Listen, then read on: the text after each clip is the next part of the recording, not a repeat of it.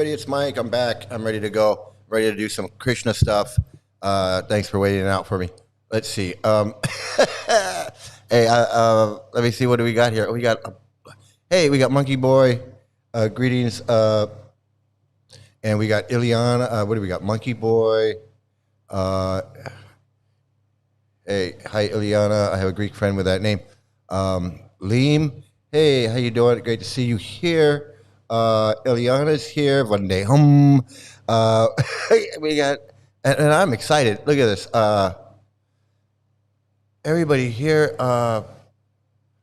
Dahlia Roberts. Great to see you. Howard Johnson. Where's Howard Johnson? Howard Johnson. Hey, how you doing? Great to see you here. Fake Human. Man, you got to be here at Fake Human. I know I was having some issues trying to get this computer going here.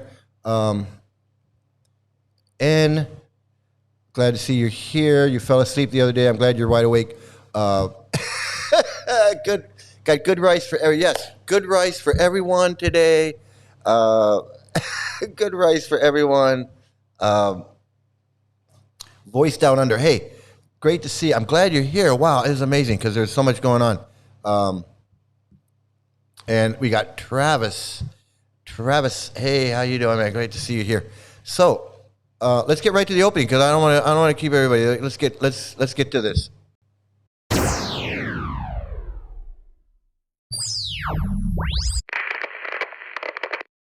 Hello? Hello.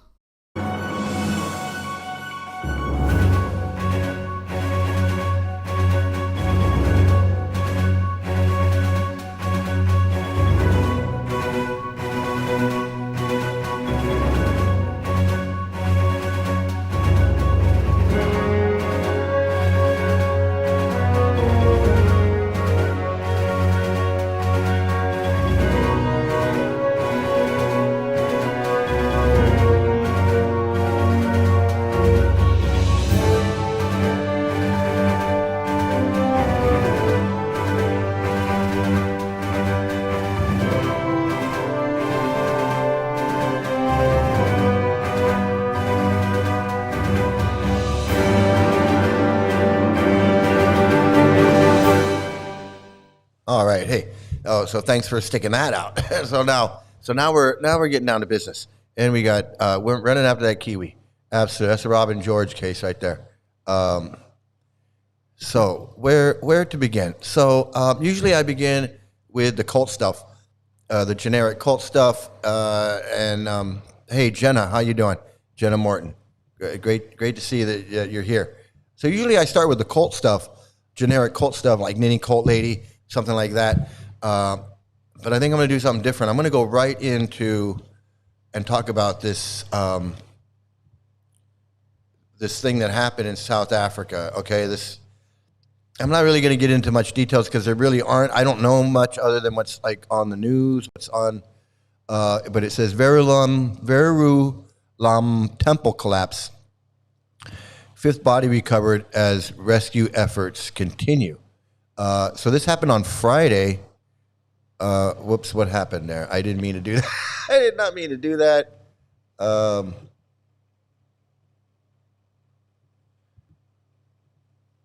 Okay. So you can see here the temple has got a picture of the temple collapsed. And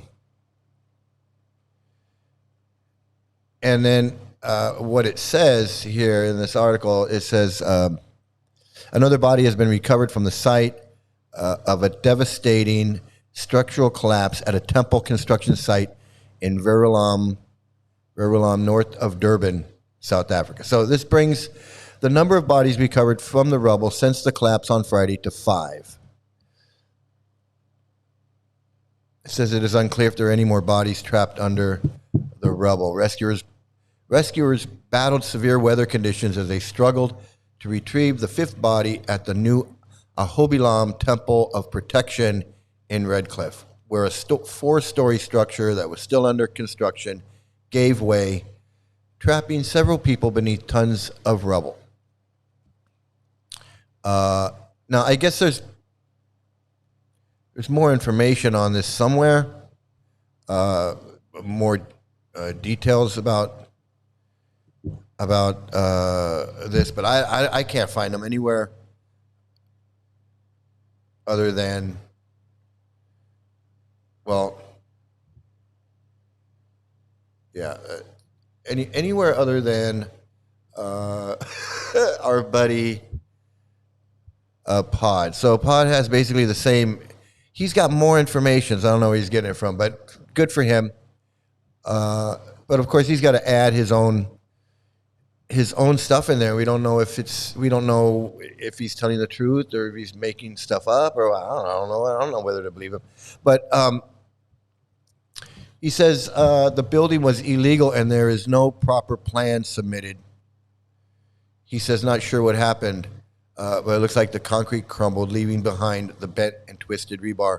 I mean, he's not saying anything other than what we can see, but somehow he knows that they didn't have approved building plans. And he says it's another ISKCON scam. Bad materials, buying cheap concrete or whatever. I don't know. But he goes on and on about it. But what I wanted to say about this, regardless of what he has to say and his information, we know that some devotees that were in there were killed, died in this tragedy, and I believe the temple president. I think the temple president was killed in there as well. I think he perished in this tragedy, and it is a tragedy. I don't even want to see anybody get killed like this. It's horrible. But what it does say is you can give your life for this cult. It's like that girl they sent into the war zone. Some swami sent this young woman into a war zone, whether intentionally or unintentionally. That's up for debate. But either way, what's up with that? Why put this girl, this woman, in danger like that in a war zone? Sending them into a war zone. Why are devotees building this temple and putting them? So why don't you have a construction crew, a real hire some people to build this thing, design it and build it? No, they don't care. They don't care. I don't know what it's like in South Africa. I've never been to South Africa. I have no idea what it's like in South Africa, but I know what it's like in ISKCON. And they don't give a fuck. Just like Ratnabhushana was building these Rath Yatra carts, and I was helping him somewhat help. I didn't help him the whole way through, but I went over and I would help him with some of the work that he was doing. And he's welding, he's sawing and cutting big, like what I was doing in a factory. He's just doing it on Watsika Avenue. No OSHA, no safety precautions, no any, and he's doing like some massive construction work, building these giant chariots, 3-story tall, motorized, where the thing lifts up and the thing unfolds and people are going to be standing on it and it's going to be moving down the street. And this thing, he's building 3 of them. He's got no plans how to do it. He's just doing it. He's just winging it. He did a good job. I gotta give him credit. He did a good job building this folding Rath Yatra cart. Now, is he an engineer? Does he know how much weight per foot? I mean, all that stuff, that's how things are built. You have engineers that know what kind of metal, what kind of iron, what kind of structure needs, like these things behind me, right? You don't just go out there and just slap up a building with a slanted roof and some things holding it up. There's construction and architecture. There's all kinds of things, engineering that goes involved. so that that thing doesn't just fall one day and kill a bunch of people. Now, I don't know if they had proper plans and what all this stuff, but but these things happen. But you're putting devotees. They put devotees at risk. Ratnabhusha was doing this thing, and I was helping him, and I could have got my arm cut off or electrocuted by the welding machine, or anything could have happened in that area. Something could have fallen and killed somebody, or cut someone's arm off, a falling piece of big sheet metal or whatever falling off of that thing. I mean, I'm just saying, accidents happen. Things happen. And I think back on just building that Roth Yatra cart. Everybody that was helping him, something could have happened. I mean, anything could have happened. Again, my foot crushed by a falling piece of, I don't know, whatever. But they don't care. Swavas didn't care. Ratnabhusha didn't care. They're not going to pay for it. If what happens if Ratnabhusha gets electrocuted, gets knocked out? He's got to go to the hospital. He's got to go to UCLA. He's got to get rehab because he's lost use of the left side of his body or something now because he has some brain injury. You think they care? You think Swavas cares? You think ISKCON cares? What if something would have happened to me?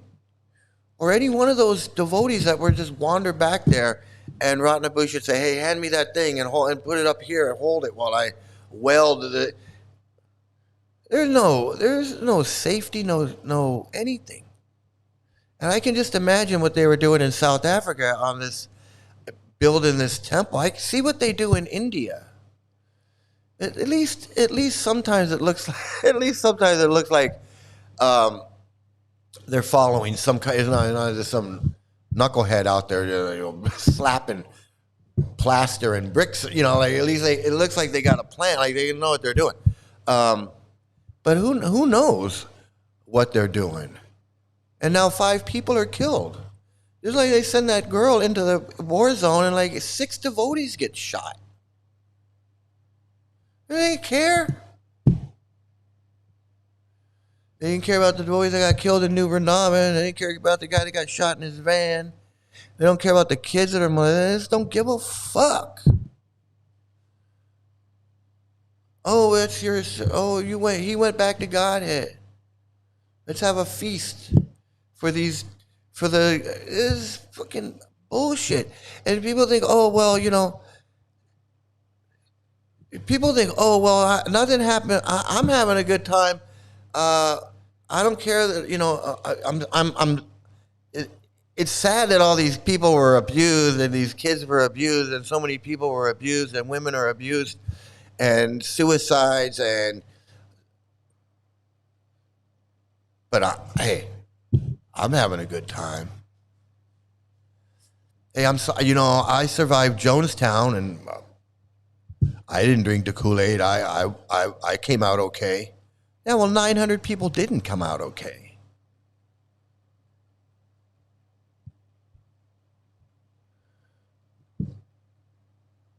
It's really disgusting when people say, well, all these children were molested and there's all these Rupa Manjaris and all these little girls that were raped behind festivals and then married off to India and all of these.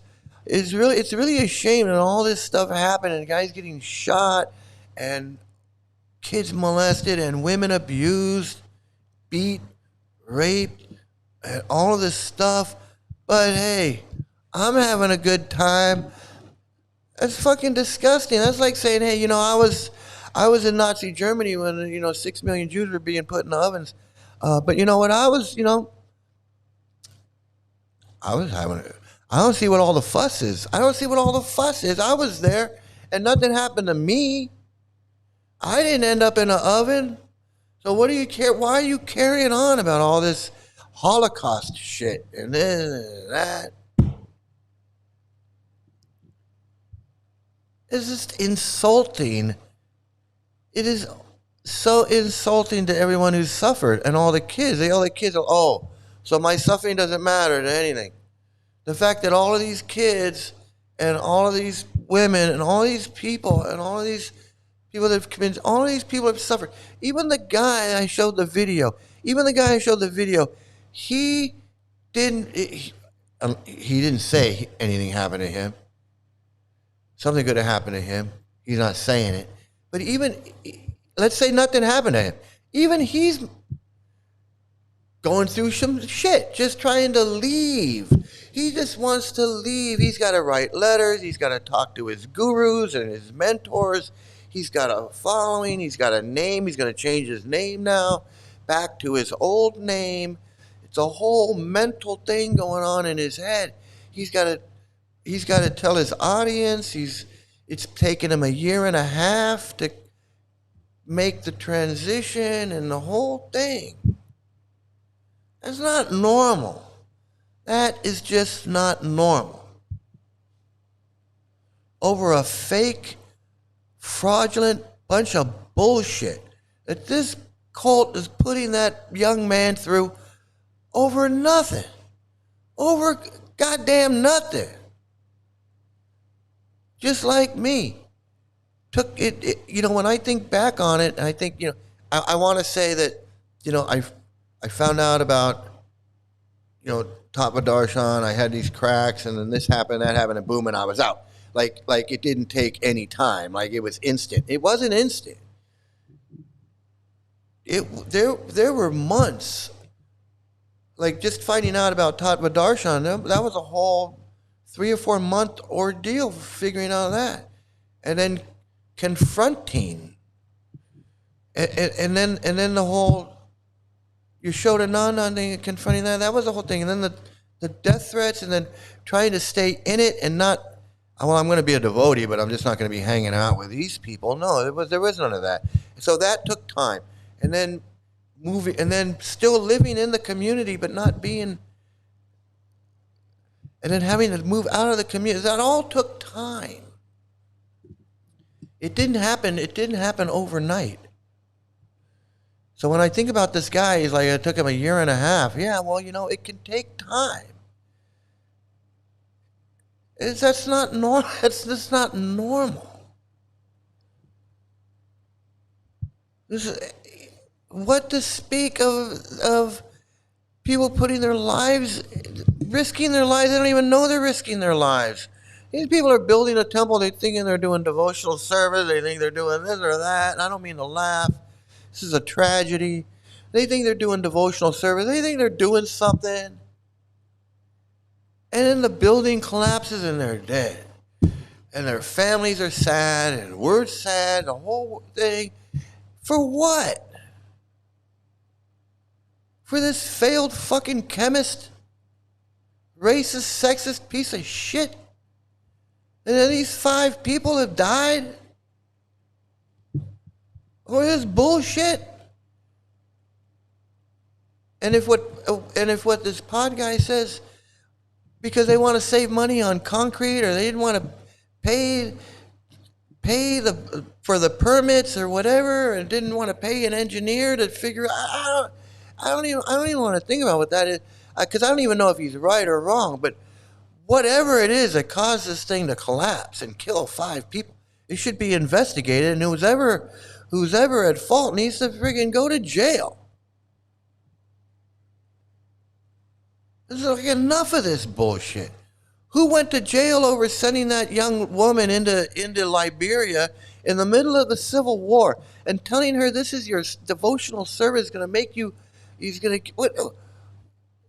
Who was responsible for that? And how did they pay for that crime?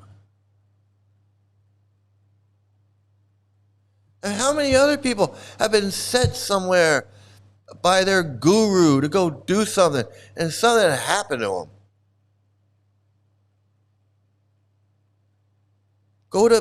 Go to Pakistan, go to Iran, go to here, go to Somalia, go wherever. And then something tragic happens. And we haven't heard it, we don't hear about that. Just like we wouldn't have heard about that Hladini and went to Liberia. The world doesn't know about her. Nobody knows about her except the people that knew her. The world doesn't know about her. They should do a 60 Minutes thing about her. Why don't we celebrate her? Why don't we commemorate her life when she... we should do that. All of us ex-devotees, on her birthday, we should have a memorial and say, look, this is the person that ISKCON killed. ISKCON killed this young lady. ISKCON killed this young lady for no reason. For what? To sell these fucked up books in a country that's having a civil goddamn war? Pisses me off. I don't know if I said hello to Jeff. Hey, Jeff, glad to see you here. Sorry for the poor innocent people killed in this temple, but they are destroying their lives by joining this cult. I know. They literally destroyed their lives. They figuratively, literally ended their lives. Their lives are gone now. Ended. Over this bullshit. Over some bullshit. They could have been living their lives, doing whatever they wanted to do, enjoying their life, being a pharmacist or a teacher or a doctor or a lawyer or a bus driver or whatever it is that they wanted to do in life. A podcaster, an influencer. You know, I'm thinking old school. You guys think in the future. You know, they could have been an influencer or a podcaster, you know, a TikToker or something. YouTuber, any of these new social media, Mr. Beast or some whatever.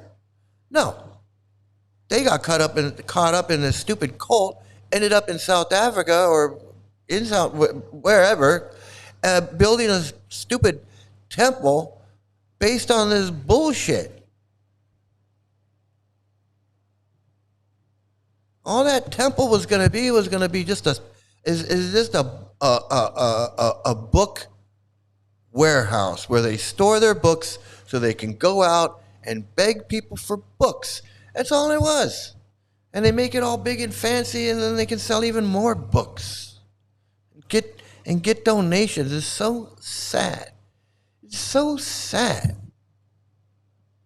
It's depressing. It is depressing.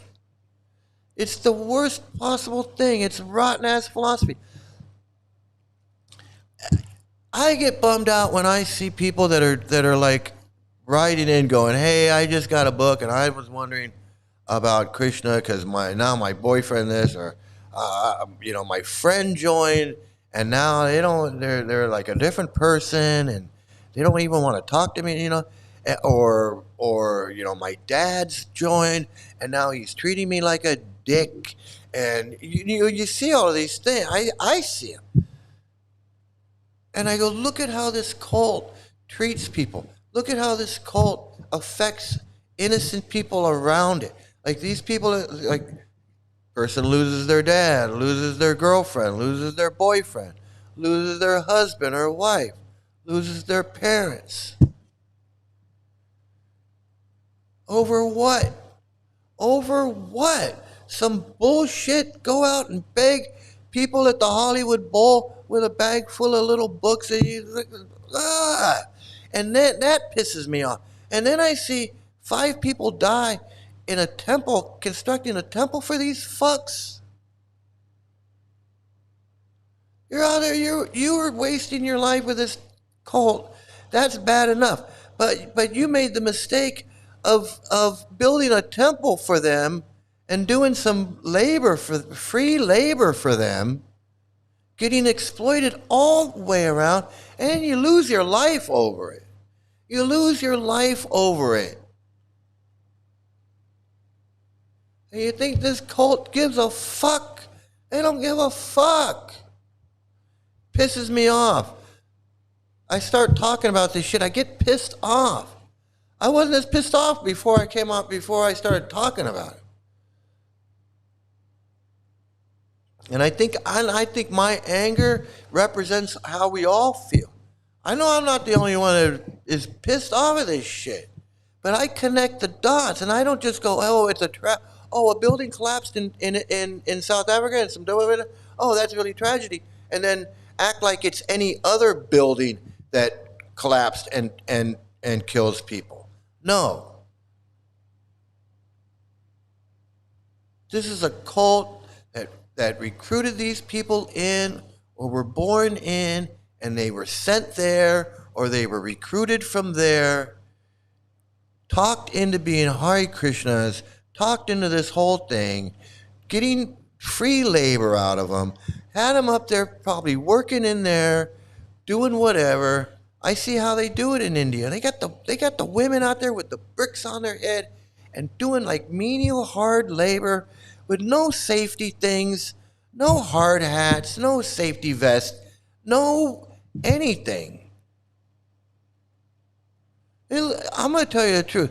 It looks dangerous as hell. You know, I mean, from where I come from, where I used to work in a factory where we made rockets and planes and bridges and all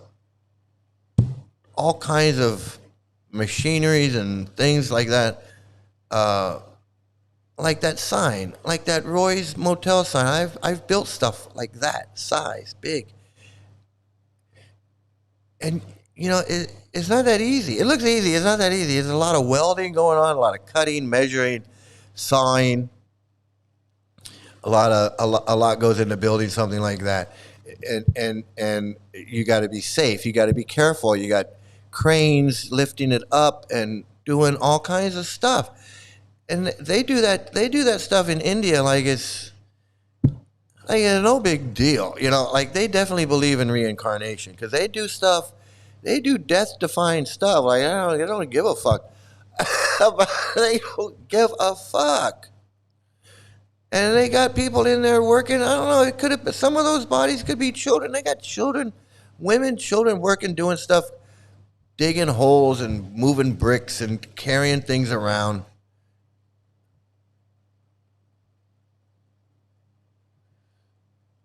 No atheist or Mayavadi should build an ISKCON temple. This is what I heard. Well, there you go. I never heard that, but you know, I believe it. I believe it because that's how they think. That's how they think. It's not normal. It's just not normal. Everything they do is not normal. Everything they think is not normal. I mean, fuck the mythology. Just their normal daily way of thinking is fucking nuts. With their conspiracy theories and their superstitions. And it's like, and it doesn't have to be just Hindu mythology or Hindu superstition. Hare Krishnas just, they'll hear any weird thing and they just, oh yeah, I heard, oh, didn't you hear that if you do this, you do that, and then their heads are so full of wacky stuff that like any wacky thing, they believe so much wacky bullshit that any other wacky bullshit just fits right in. It's like a Lego. It's like, oh, I'll put that right there. Oh, this wacky thing? Yeah, that snaps right there. When I moved into Rosbadeve's apartment, because Yashodananda got this apartment from Rosbadeve around the corner from the Vatsika temple. And when I moved in there, it was like some weirdo was like some commando weird. I think it was Paranjan. I don't know who was living in there. I think it was Paranjan though. I'm not sure. Like all these like a survivalist, like one of these wacky conspiracy survivors. Like all these things of water and all these rations of I don't know what. And it was just, but I took one look at this. And I knew it was devotee. It was all devotees. And I looked in this, wherever all this crap was, and I said, "That's a nut. That's a nutcase. A nutcase was living. A nutcase was living here." That's exactly what I said. It's really sad to see some tourists still happy in ISKCON, etc. Yeah, because they live by this 1,000-year-old. 1,500-year-old medieval India mentality, worldview. a worldview based on India from 1,000 years ago. A child marriage. Women have small brains. Slavery. Caste system. Varnashram. Oh, it's crazy friggin'. It's insanity is what it is. It's insanity. And what does it lead to? It leads to friggin' people dying. Needlessly dying. And I'm saying it. It's it. Suicide, murders, buildings collapsing. Who knows what else is going on? Anyway, so that's what's happening. That's what happened on Friday. So a real tragedy, another ISKCON tragedy, and it makes me think of that girl, Hladini, Linda. Her real name is Linda. Who cares what Prabhupada called her? Her name was Linda Jury. That's what her parents named her. Linda was sent to Liberia in the middle of a civil war, told to go preach and sell books or whatever the fuck she was doing. And then she ends up getting killed. And not just her. There's some other ones with her. So that's my proposal. I say we memorialize her in the same way that Scientology protesters memorialize the people that have died in Scientology. They are all corrupt. They're all corrupt. They all operate the same. They all operate the same, whether it's in South Africa or India or San Jose, California, or New York or France, or it doesn't matter. It doesn't matter. Monkey Boy, what does he got to say? Monkey Boy, is it? Monkey Boy says, when I was a Bhakta, I came down with the flu, fever, 102. They wouldn't let me sleep it off, kept scolding at me. You're not that body. I was forced to wash pots in the kitchen. I left 3 days later. Yeah, so that sounds exactly like when my first time in Vrindavan, and I was with Radha Kun, and originally it was the three of us, but then Radha Kun didn't want anything to do with Bir Lakshman, because Bir Lakshman was acting a little crazy. So Radha Kunda and I got our own guest room. We were sharing a room in a separate ashram somewhere. And after like the second day, I got sick, and I got really sick. I got Vrindavan sick, and I was so out of it. In fact, the picture of me on the closing credits where I'm looking up and I'm writing something.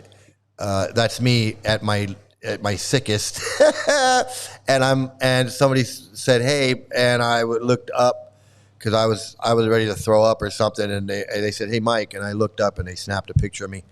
But I thought I was gonna die. I was so sick. I thought I was gonna die, and Radha Kunda he said, "Come on, we got to go to Mangalartik. It's 4:30. We got to go to Mangalartik." And I said, "I'm not going to Mangalartik. I'm sick. I got like you, Monkey Boy. I must have had like 103 fever. I mean, I must have had 102, 103. What, I had never felt that sick in my life." And he started yelling at me. About you're not this body, and don't be, you're in Maya, and you're this and you're that, and I said, "Dude, I'm sick. I can barely move. I can barely get out of bed. I'm not getting up to go to Mangalarti because it's okay. It's okay. It's gonna be okay." And he got mad, and he said, I'm gonna go find my own room because I can't room with somebody in Vrindavan that's not going to Mangalartik every day. That's what he told me. He didn't go find his own room because he didn't have any money, but he said that's what he was going to do. Retards are us, mental. Yeah. Yeah, it's the same everywhere they are, whether it's India, Africa, Asia. It doesn't matter. It's the same everywhere.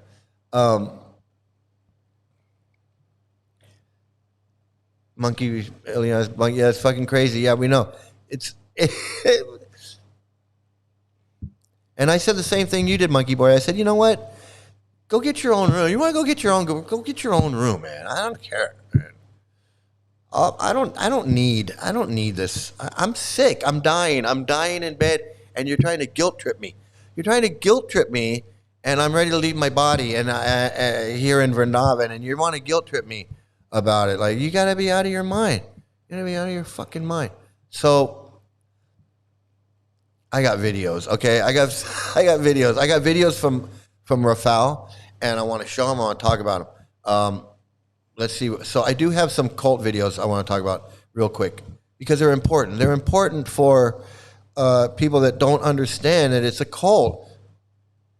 There's a lot of people that are out there that are in the movement, in ISKCON or whatever, and they're having problems, they're having issues, whatever. They might have found this channel, but they don't understand that they're in a cult. And it is so important to understand that. Like I was saying, that other guy, he doesn't understand it yet. He doesn't understand he was in a cult. So let me see. I got this one video. I just want to show a little bit of this.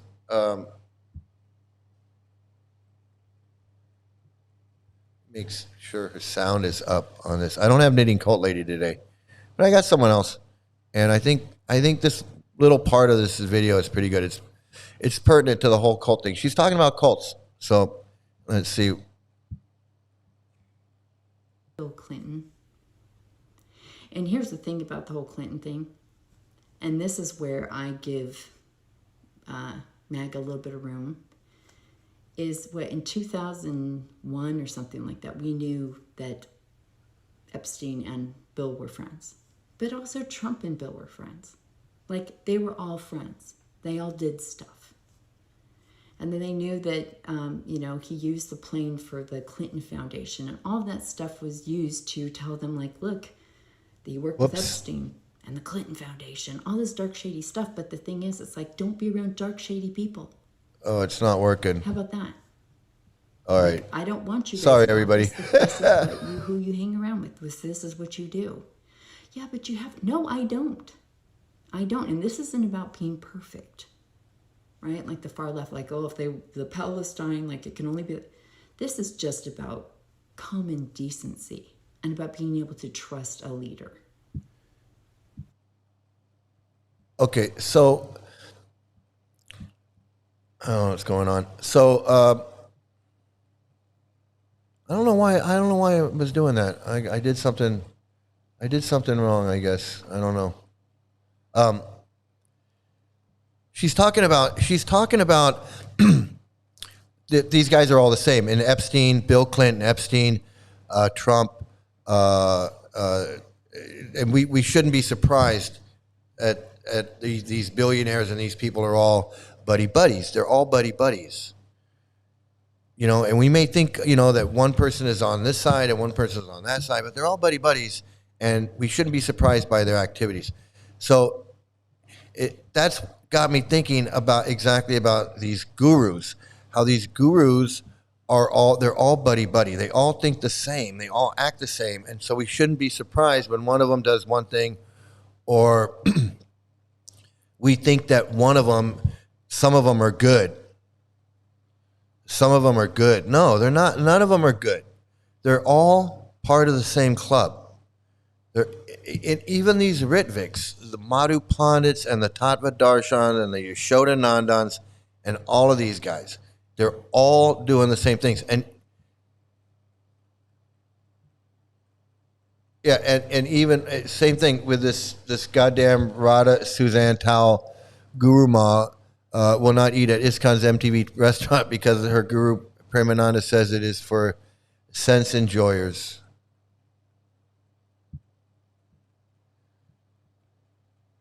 And she's another one. They're all the same. That's why I can sit here so confidently. I can so confidently sit here and say they're all the same. Gaurahari, Jayapataka, this Radha Suzanne Tao, Bhaktivikash Swami, Trivikram, Lokanath, Bhavananda, Rameshwar, even your favorite guru out there, even the one that you thought wasn't like all the rest. No, he's just like all the rest. Just like you see these pictures, these Epstein pictures, and you go, oh, what's this guy doing there? What's that? No, they're all the same. They're billionaires. They love money, and they exploit people, and they exploit children, and they don't care. They don't give a fuck. And these gurus are exactly the same. They're all hanging out together. They're all buddies. And even if they're not politically aligned, like Yashodananda is not politically aligned with Jayapataka. Politically, he's not aligned with him. But philosophically, he's aligned with him. They both believe in the same bullshit. They both believe in the same books. They both believe in Srila Prabhupada. They both believe Srila Prabhupada is perfect and says everything he said is right. They both believe in Lord Chaitanya's movement. They both believe in the Harinam Sankirtan. They both believe in the books and distribute. They believe in identical. Politically, one's a Democrat, one's a Republican. But philosophically, they're both billionaires. They're both at the top of the pyramid. They want the same thing.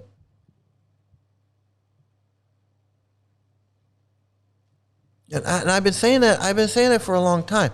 And it's amazing that, I've been saying it for a long time.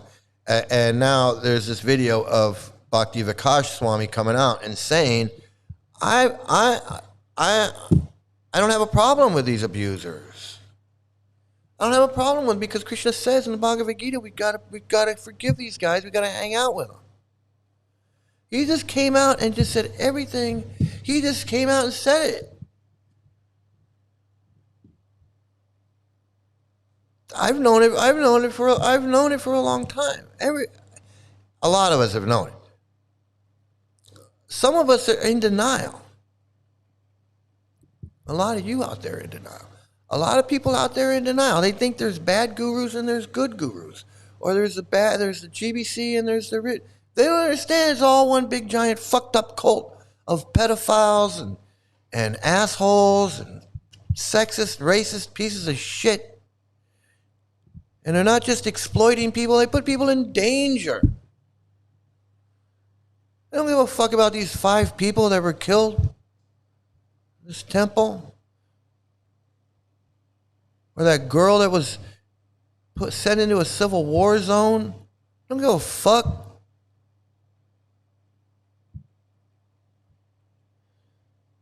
And here's another one. And here's another one, because I want you to understand. I know. A lot of you that were in the Hare Krishna as you are, I'm not talking to you because you already understand what I'm saying. But the new people out there, the people that are watching, the people that are in the cult, you got to understand, you're in a cult, and they're all the same. Yeah, I mean, it obviously does have a slightly derogatory tone, and I would I wouldn't use it for every group. I made my own judgment call sort of on it, but most of the people who join these groups, I think, join for many of the same reasons people join mainstream religious groups. Sure. They're in a difficult transition in their life. They're looking for meaning. Right. They're looking for connection and community. A lot of the same motivations for converting to anything, whether it's Catholicism or the one taste orgasmic cult. But I think what happens is a certain number of people gravitate towards the top, and it's always the inner circle around I've found it's always the inner circle, the top lieutenants around the cult leader, which kind of are the most dangerous characters. Because the cult leader, almost by definition, has something going for him or her, right? They must have some message that's resonating with people. They must be speaking some kind of truth to people. And I don't think, let me see if this is going to work. Is it going to work for me? No, it's not. It just doesn't. I guess, I don't know. I guess I can't do that. I have to work on this, I guess. I'm having issues. This Steve Hassan, I don't think he liked that comment too much because he was up there in the Moonies, and he said the people at the top are the most dangerous, and he kind of made a face. He didn't like that comment. I'm not a body language person, but I could see that. And but as we know, yes, the people at all those 11 guys and anyone who's in charge, these gurus, these sannyasis, they are the most dangerous. Of course, they are the most dangerous. Maybe we have a slightly different view of this, Steve, but it's that inner circle that kind of feeds on and mirrors the narcissism and the shadow side of the leader, and those negative aspects of the personality sort of. Vibe Coding 101 Part 3. Stop typing your prompts. Seriously. Oh, sorry, everybody. The prompting take over the leadership. So most people who join these groups, I've found, they leave on their own. I mean, they see what's going on, and they leave on their own. They see the abuse, they see the hypocrisy. But a certain number of people, as you know, stay and become the real true believers, and that's where it can get dangerous. Yeah, and I would just. So with I'm sorry, I was just going to add. Yes, so he's right. Those the ones that stay, they become the true believers. Those are the ones that move up. Those are the ones that become the monks or the sannyasis, these fake monks, these sannyasis. They are the ones that aspire to become gurus. Everybody else is down at the bottom. They come and go, and it works. It works kind of like a multi-level marketing situation where they want to give you some position to make you feel important, so that you have an incentive to stay. If you come in and you're just another guy you're just another guy on the bottom, then there's not much keeping you there, because but if they go, hey, you're in charge of this now, we're going to put you in charge of that. We're going to give you this service where this is your service, and then you feel special because it's yours.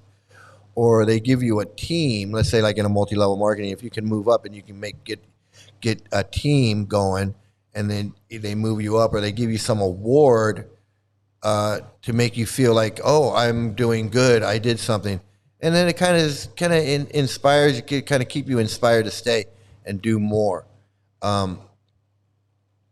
And these guys become true believers. These are the ones that are the more dangerous. Like he says, they're the ones that get, and they're the ones that have the ones in the inner circle are the ones that are getting the training directly. Well, in ISKCON, the ones that were getting the training directly from Prabhupada, and they immediately took on the qualities of Prabhupada. They became racist, sexist, assholes, just like him from the get-go. And there's no better place to see that happen than our old friend, the Veda base. You can go in there and you can look up the conversations, look up the morning walks and the room conversations, and just read through there. Just read through there. It's everywhere.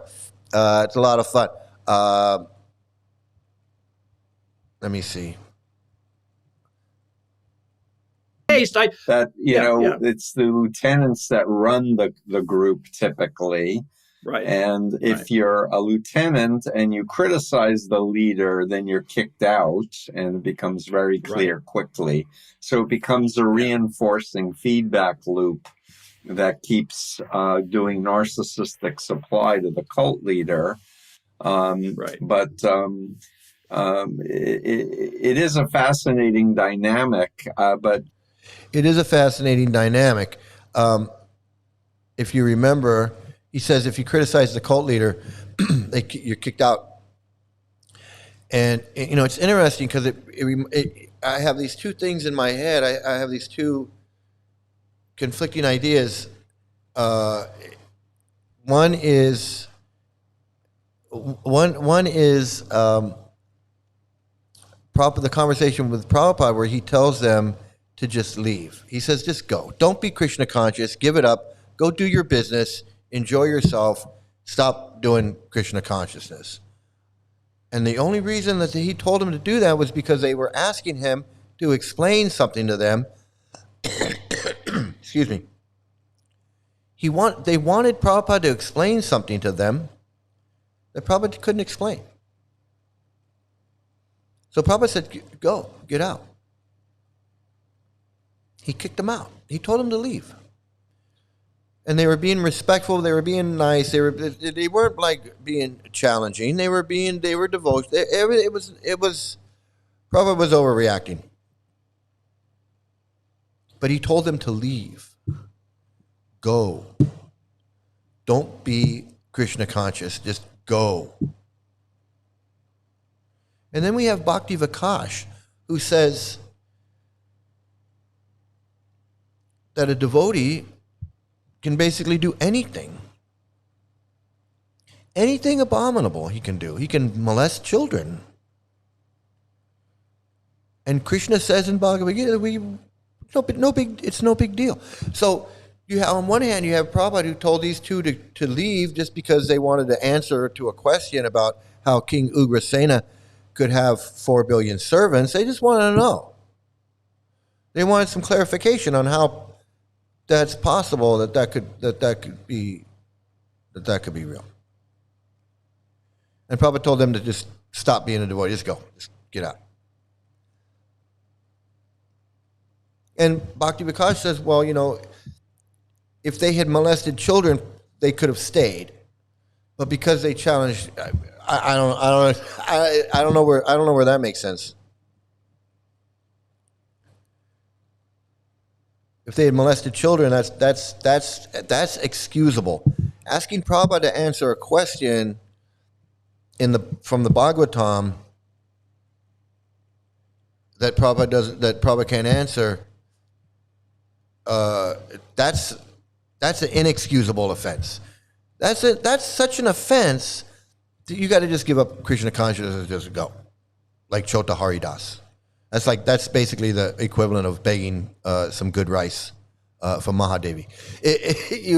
You can't beg good rice from Mahadevi. If you do that, then you got to go. You got to go. But you molest some little girls like Ramananda Roy. Hey, who hasn't molested some little girls now and then? Ramananda Roy did.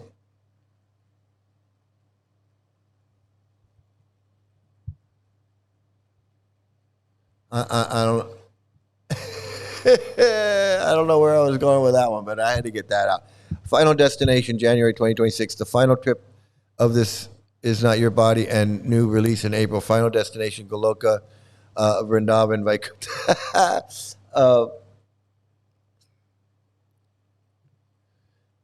This vicious woman, Radha Dasi Tal, whose brother is friends with Gora Tibbets. See, that's what I'm saying. That's what I'm saying. They're all cosplays all day long, full time, living in India, and keeps every fast and hasn't eaten at any restaurants or onion and garlic.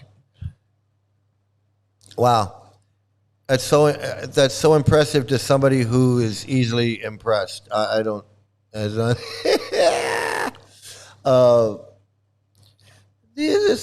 such fakers. It's so narcissistic bullshit. I'm laughing to myself looking at the wallpaper behind. It reminds me of Bhavananda Roy. Ramananda, yeah. Maybe that's where he took him. Maybe he took him out there to the desert and, secluded. That looks like a secluded place. Ramananda Roy's vacancy, motel and cafe. George Carlin, the comedian, said, "Well, it's a big club and you ain't in it." Yeah, and it's a big guru club, and they don't give a fuck. They don't give a fuck about these 5 people that were killed in this thing, but child molesters, that's another story. They care about them. They care about them. Rocket science gone wrong. Yep. And running after that kiwi.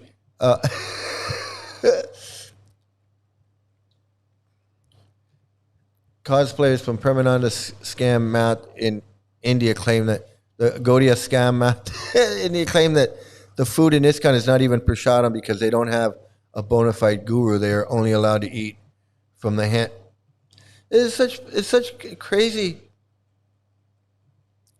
From the hand of an alleged chomo, their guru Premananda was accused by his disciple Gauraprana for being a chomo. Yeah, all their superstitions and all their nonsense is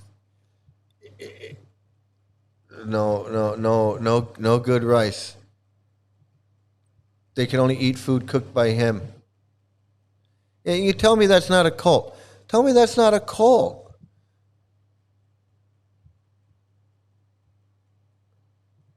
He's the master of masters. He's the master of masters. Truth cult versus delusion cult. Yeah, it's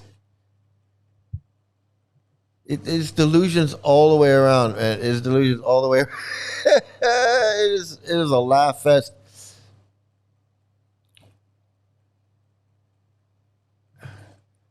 Good book on Amazon, YouTube, Combating Cult Mind Control by Dr. Stephen Hassan.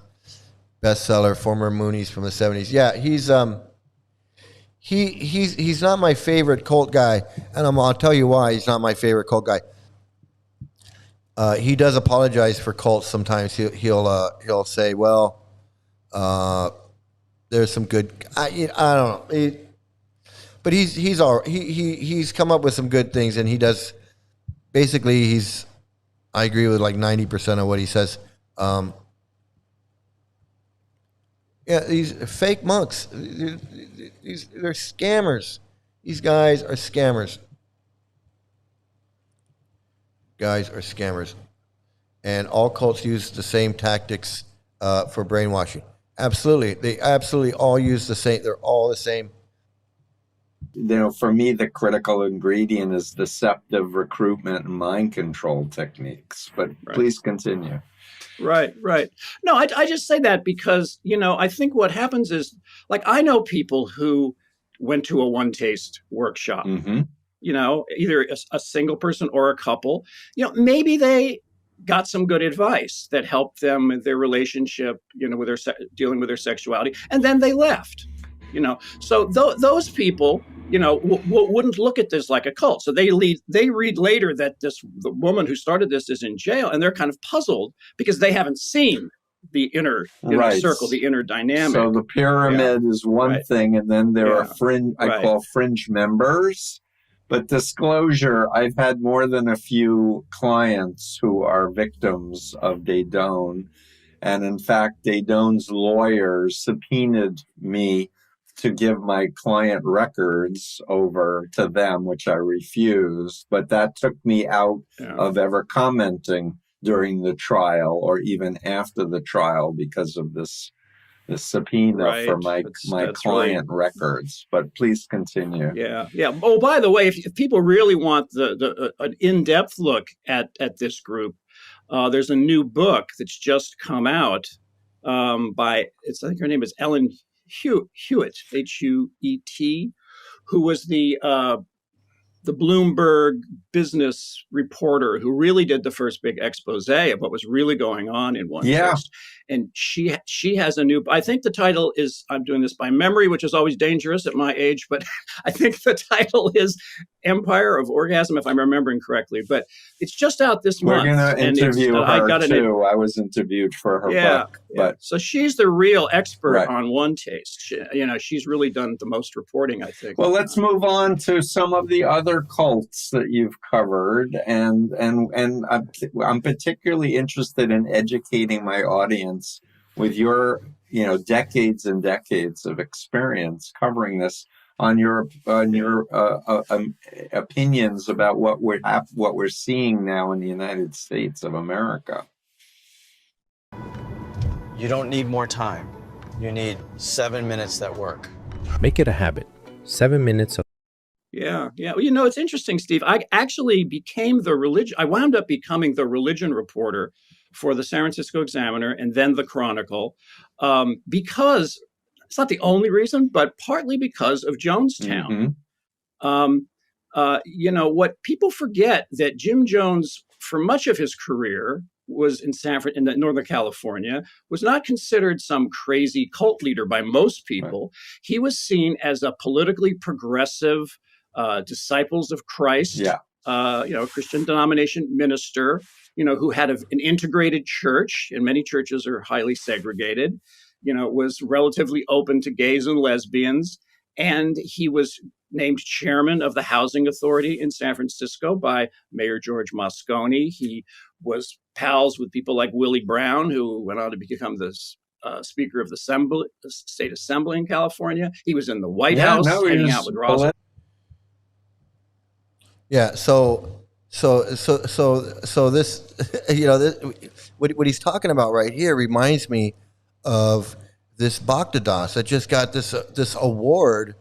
He just got this award for where is this? I got it. Let me bring it up because I want.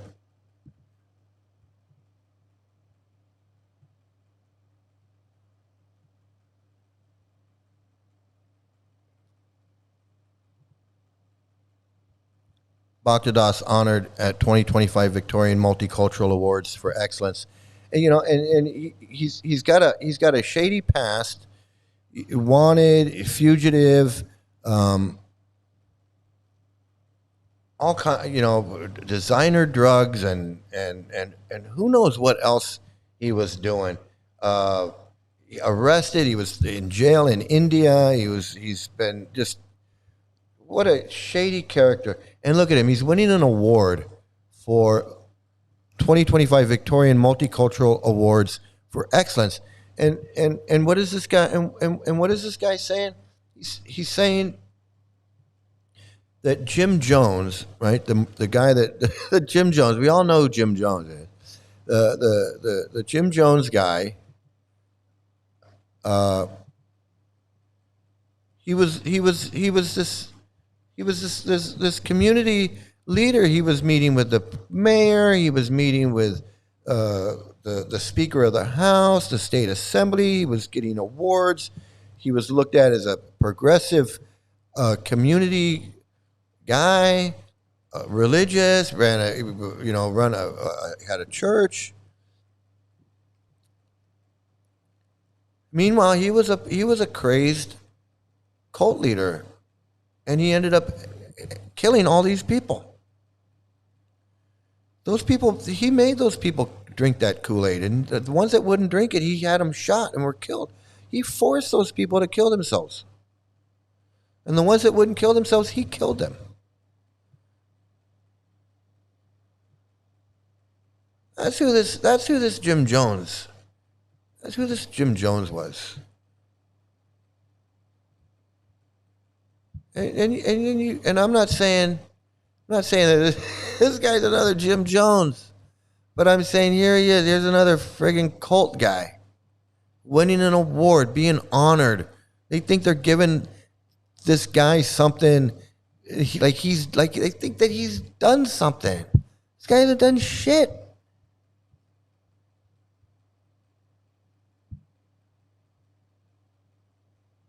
All cults use the same tactics for brainwashing. They all do the same shit. It's all the same.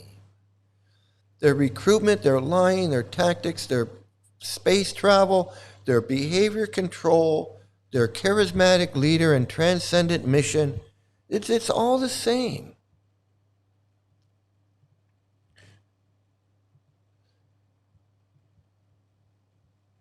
yeah, it's he didn't have any answers. He didn't have any answers.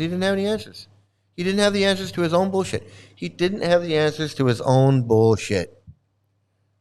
And that is worse than molesting. Look, asking Prabhupada to explain his bullshit is the worst offense you can make. Monk Prabhupada, man. Yeah, that good rice, man. And they're all repeating like parrots. Yet they know that they don't know anything. They don't know anything. I knew I didn't know anything. I knew that just repeating for what Prabhupada says in his books. What is that? You want me to go sit on the Vyasa after and I'm gonna go sit there and I'm gonna read Prabhupada's books and I'm gonna lecture to these people? I was like, I'm not gonna do that. And then I'd sit there and they'd have some bozo come out who knew less than me, and he's sitting there and he's reading, he's lecturing like he's talking like he knows everything. I'm like, what the fuck is this guy? This guy got here last week. This guy just got here last week, and now he's sitting here. He's gonna lecture people. What the fuck? So many devotees are leaving the cult. It's crazy. In today's information age, you would think people would wake up.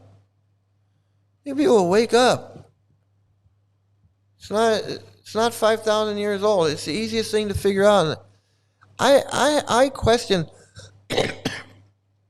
Excuse me. I questioned the 5,000-year-old thing, but I had no way of researching it. I didn't want to go to the library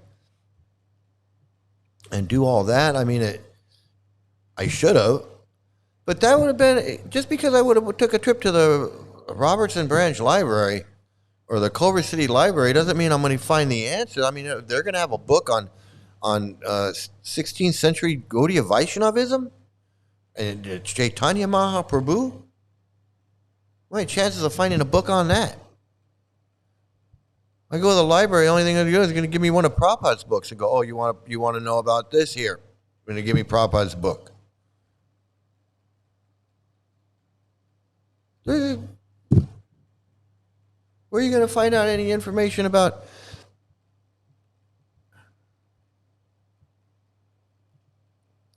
delusions on steroids? Yep, absolutely. So let's see. So all these cultures are the same. They're all. He's talking about Jim Jones. I don't know. We need to get into. We all know about Jim Jones. I want to get into some more of these videos because I gotta laugh at these nuts. Okay, this was sent in by Raphael.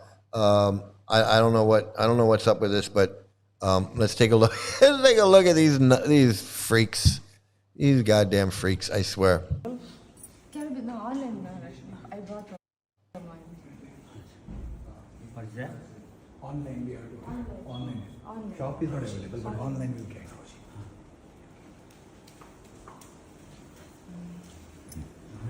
Come on. I want it. You don't mind. But I want it. You want cut? Cut is cut. It's for you to cut. All right.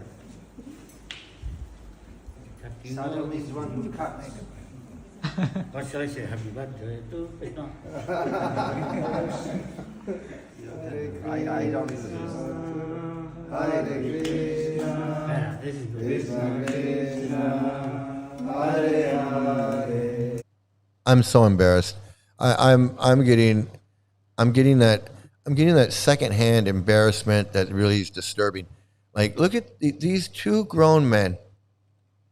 They're supposed to be spiritual leaders, holy men, and in there and they're cutting this stupid birthday cake for this one Swami and the other, and of course there's defender of Swamis, the defender of any disgusting piece of shit. I'll defend him because Krishna says in Bhagavad Gita 9:30, Bhakti Vikash Swami must forgive and hang out with every disgusting piece of shit that walks the face of the earth. So that's what they're doing. But it's just so embarrassing. It's so just like, I don't know, these like 75-year-old men thinking that they're holy men and that they're gonna cut this birthday cake. What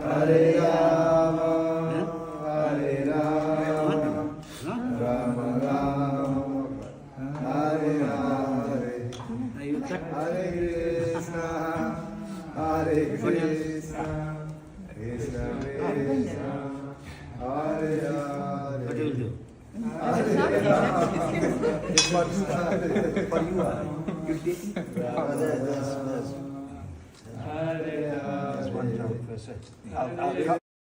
It's so ridiculous. I don't know. I find it ridiculous on the face of it, but I also it makes me think of what Knitting Cult Lady said about if you're celebrating the leader's birthday, you're in a cult. If you're celebrating the leader's birthday, you're in a cult.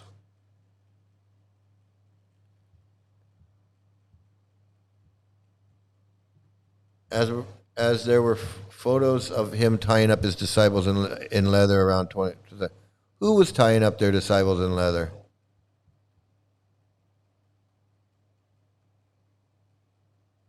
I don't know who that was, but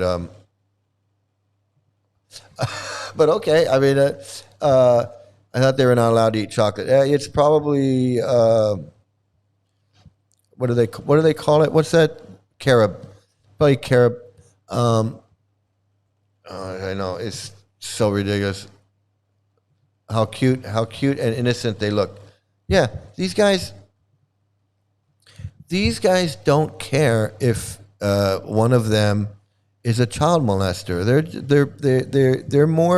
They're more focused on enjoying their little cake, having their cake and eating it too. They want to play holy man, but they don't want to be holy. They just want to play holy man. They just want to look. They just want to play holy. They want to look holy and play holy. They don't want to be holy, because if they were really holy men, they'd have to reject the child molesters, and they're not going to do that. They're not going to reject the child molesters. So if Bhakti Vikash is somewhere, then there's a good chance there could be a child molester close by, because he likes to hang out with him. He says, "I don't care. I don't care what they do. They can do the most abominable thing. I'm going to stick up for them. I don't care. I don't care."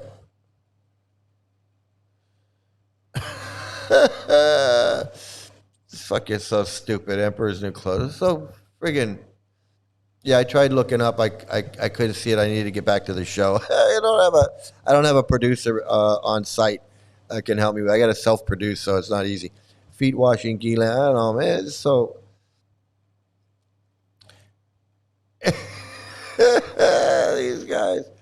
These guys, man, they think they're being holy and spiritual by sitting there and like glomming over this friggin' stupid little cake. This stupid little cake for this guy, for this guru. It's like, come on, it's so stupid. But it's a cult, and cults, they gotta glorify it. Gotta glorify the guru. Gotta worship the guru. So let's see what else we got here. I got another one. I know I got another one.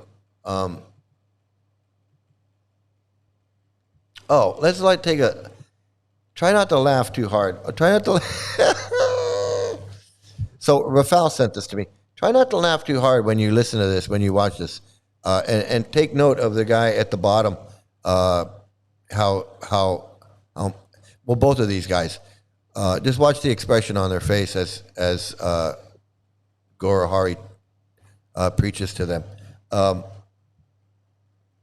And this is the delusion. This is the delusion. It is self-delusion. It is so much self-delusion. If you hear that word and you take that word inside, then a city is being built inside you. And you see here, you guys come here regularly. You've been coming here for 7 years. There's something being built in you, obviously, right? You feel something growing. See? It's the Lord's city. See? So the example of a devotee is they've gotten that word either in this life from a bona fide guru or a previous one, and then if they got the scriptures here, it just kind of starts gelling. They start building the city because of ecstatic devotion already there. Yeah. See, so the Lord builds the city inside us. So the servant is servant. The devotee is, the word I'm just speaking is just, it's the Lord's word. If you hear that word. So, he didn't say anything. He said the Lord's building a city inside you. That's it. That's what he said. And then he said a bunch of other stuff that had nothing to do with anything. But he went back to the Lord's building a city inside of you. And these guys are like getting it. They're just so into it. They're so brainwashed. He says, you've been coming here for 7 years. They've been coming and listening to him talk that bullshit for 7 years. For 7 years, they've been listening to him talk that shit. And they ain't figured nothing out yet. They ain't advanced to where they don't need him anymore, nor have they figured out that it's a bunch of bullshit. They're at the same exact place they were 7 years ago. They haven't learned a goddamn thing. That's basically what's happened. Is that they've been there for 7 years and they haven't learned anything yet because he's still teaching them the same thing he started teaching them 7 years ago. On day one, I guarantee you, he was teaching them the same thing he's teaching them now on day 2,100. I don't know how many. Day 2,100 and something. 2,300 and something. I don't know.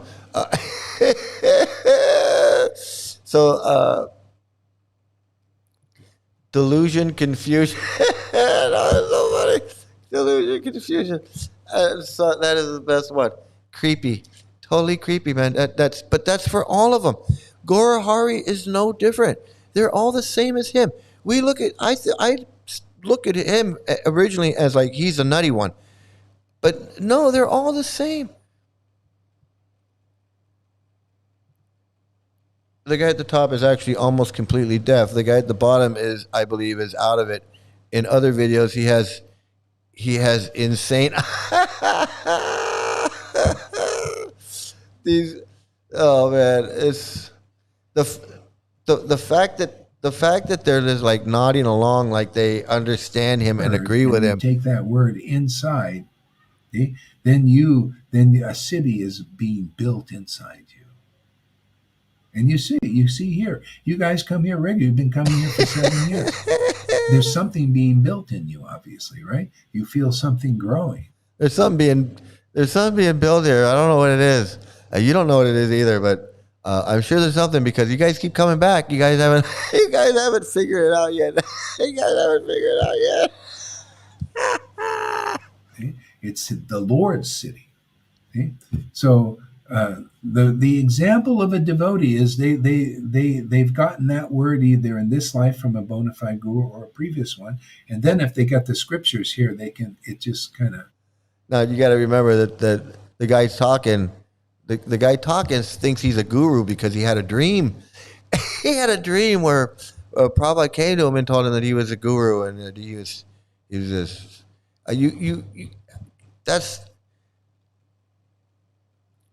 That's the level that these people are on. So not only is Gora Hari at the level where he says, "Hey, I had a dream, and I have a dream. I have a dream." Not only does Gora Hari say, "I have a dream," but these people are going along with him. They're going along with that dream. They're going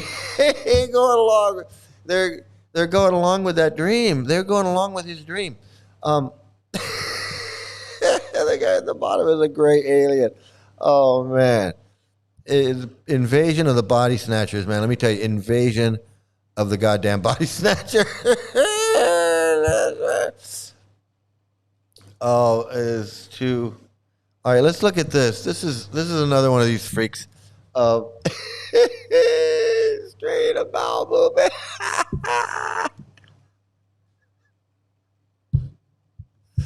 Yeah, it's like Hare Krishna. Hare Krishna. Okay, oh, it's better.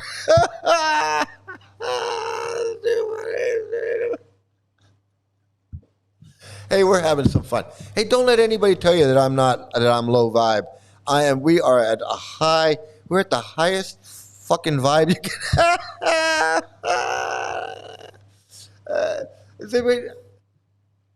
I went on his live once. They are all special ed. You know, I don't. You know, if that was politically correct, I would agree with you. I would agree with you. I don't know. So, do they all arrive at his place like on a short bus with wearing a helmet? I mean, I don't know. That's not politically correct, but they are. He's got some winners. He's got some winners. Yeah, Gora Hari. Because he, you know, he's because he doesn't want to cosplay. He doesn't want to cosplay. He just wants to play.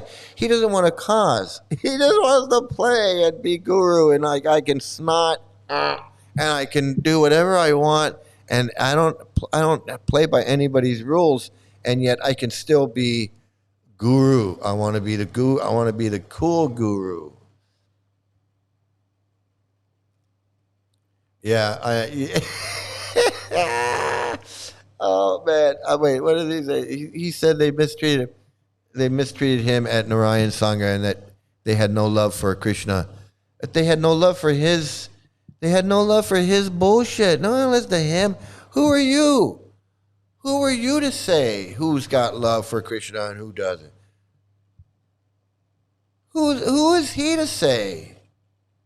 Well, he wants to be the one who says. He's the one who sits there and says, "Well, Mike, he's just a podcaster," and Liam doesn't understand the intimate still pastimes of Lord Chaitanya, and N doesn't understand what it means to be to have the holy name build a city inside them, and Monkey Boy doesn't get it. Gora Hari wants to be the one to say who can understand and who can't. Gora Hari wants to say Tim Wallace doesn't get it, N doesn't get it, Monkey Boy doesn't get it, Mike doesn't get it, Rafael doesn't get it, no, Fake Human doesn't get it. These guys don't get it. They don't understand. Only me, Gora Hari, because Prabhupada came to me in a dream. Prabhupada came to me in a dream. See, every guru's got to have something special. I'm gonna say this again. Every guru's got to have his little thing. Otherwise, why you? If there's 80 fucking gurus, why you? Why should I pick you? You all read Prabhupada's books. You all believe in Krishna. You all preach the same stuff. You all have a stick. Why you? Indra Yumna Swami, why you? Well, because I got all these girls. I got women up the yin yang. You want a wife? You want a pretty wife? You come see me. That's why. Me. Well, why you, Bhakti Vikash Swami? Why you? Oh, because I hate women. You see any women around here? I'm the real deal. I'm the one who's honestly renounced. You don't see me with any women anywhere.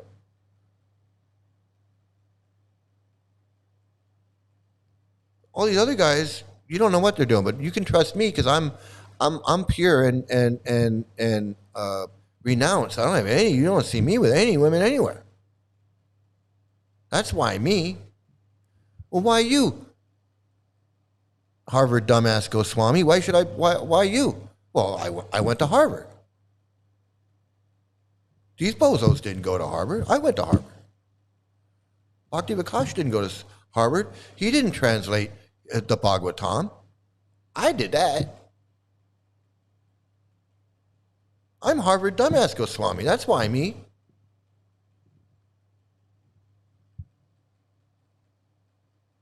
They all have a reason. Why this one? Well, I was with Prabhupada. I'm one of the 11. I'm on the list. Well, why you? Oh, well, I tied up an ox to a cart and I pulled it around Orissa. That's why me. The fuck you talking about? Well, why you? Well, because my name's at the bottom of the Krishna Balaram temple and a little plaque says I raised money and I helped build this temple. That's why me. They all got some reason why they're special.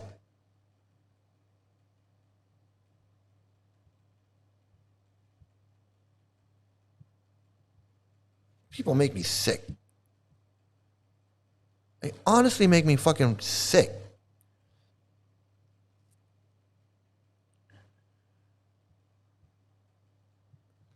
He claims he's the chosen one verbatim because he had a dream where Prabhupada gave him the green light to preach. Yeah, I know. It's so stupid. Well, Prabhupada came to me in a dream and told me that Guru Hari is a piece of shit. How's that? What about that dream? What about the dream where Prabhupada told me to tell Guru? Prabhupada came to me in a dream and told me to tell Guru Hari to fuck off. How's that?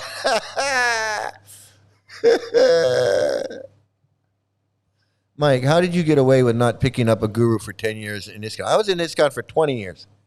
I'll tell you exactly how that happened, now that you ask. So when I first joined, when I first met the devotees, I met a bunch of Prabhupada disciples. Everybody I met was an old Prabhupada disciple. A lot of them were fringe. A couple of them were almost, well, no, actually, a couple of them were fringe, but I met almost all Prabhupada disciples, whether they were active in ISKCON or they were like fringe, like Radha Kunda and Bir Lakshman and all of these guys and Sri Maya and all of these old time devotees that I met. And I heard all the history and the stories right up front. I heard it all, right in the beginning. So as soon as I was like, well, what about this guru thing? I was told there were 80 gurus. I could pick from 80. I'd already read Bhagavad Gita and I'd already read a bunch of books. And I'd already read where Prabhupada says that gurus are not appointed and they're not this and they're not. I already got that from Prabhupada's books. So when they told me, well, we have 80 gurus and they were, appointed, and then these other ones were appointed, and then we got, and now we got like 100 of them, and you can pick whichever one you want. And I said, that don't sound right. So you're going to tell me that we went from Prabhupada, one guru, Prabhupada, to 80.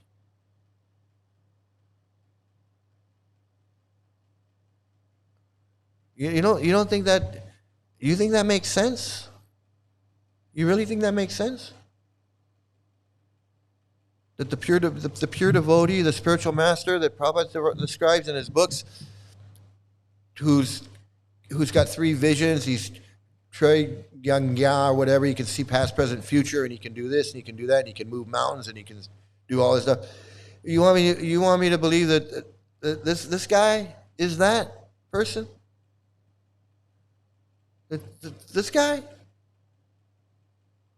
Tamal Krishna, that I had dinner with, who's like the biggest piece of shit I've ever met. You want me to believe that he's a pure devotee? You got to be out of your mind. You want me to believe that he's a pure devotee? Tamal Krishna?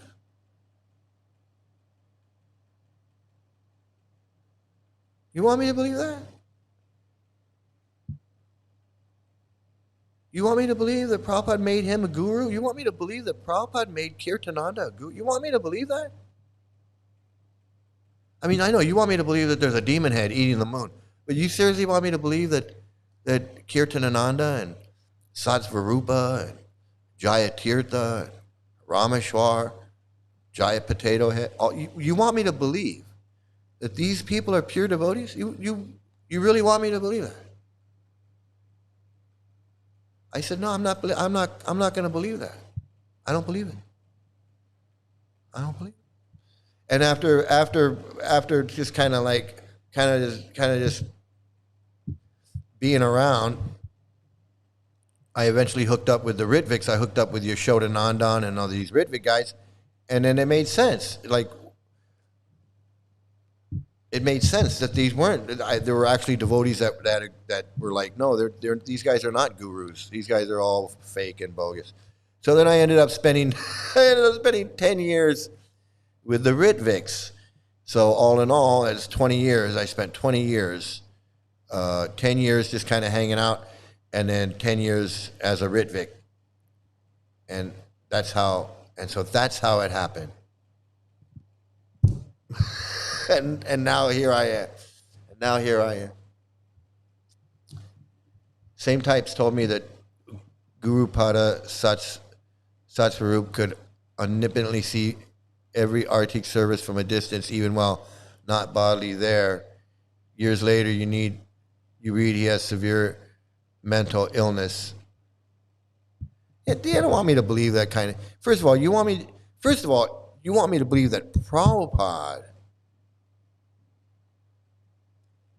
So this is where you want me to believe that Prabhupada can see past, present, and future, because it says in his books, it probably, it's pure devotee can see past, present, future. And yet he didn't know that he didn't know that Kirtananda was going to be molesting little kids, and his schools were going to be a complete failure, and Jayatirtha was going to get his head chopped off, and Hansaduta was going to be running around with drugs and guns and whatever he was doing, and all of these things. You want me to believe this stuff, and then you want me to believe this other stuff too? Like, how dumb do you want me to? How dumb do you think I am? I mean, I was pretty dumb, but I mean, how dumb do you really think I am? I was dumb, but I mean, I wasn't that dumb. I was dumb, I wasn't that dumb. Yeah. So yeah. So wait, we gotta go. We gotta do this. We gotta watch this guy. Let's see what this idiot has to say. Here's another idiot. And otherwise, let's take the questions. Okay, so let's let this video come on. There you go. Okay, so the first question today is from Manohar, and he asks, he says, "Good morning, Maharaj. In reading the sacred preface, there is a part where it explains that seeing Krishna in person is a higher experience than seeing Krishna in meditation. This reminded me of a story I've heard about a lady who walked around with the deity and she was always in conversation with it, and that others saw her as a mad or crazy person with mental illness. So my question is related to this story, combined with the statement in the Gita that says, once someone obtains Krishna, there's no coming back here. I have a fear of this, a fear that I will be so captured by Krishna that I will be seen as mad, and in that state not be able to do service here or to the Guru, even though I do accept that direct service to Krishna is possibly a higher form of service. Is this an unfounded fear? Would you please help me overcome or dispel such a fear of seeing Krishna in person in the waking state? Perhaps that story of the lady is not a good example." Oh my God, the insanity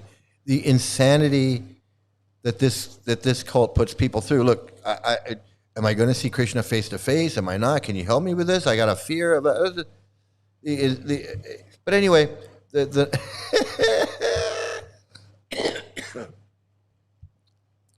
mountain retreat plus complimentary delusion.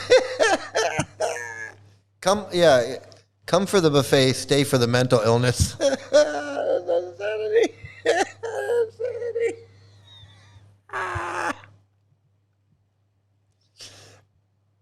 Oh, I'm not sorry, everybody. I gotta get you on theater mode here. There we go. That's not a particularly good example. There are a number of examples of devotees having an intimate relationship with their deity, and that's profound and important, significant, no doubt.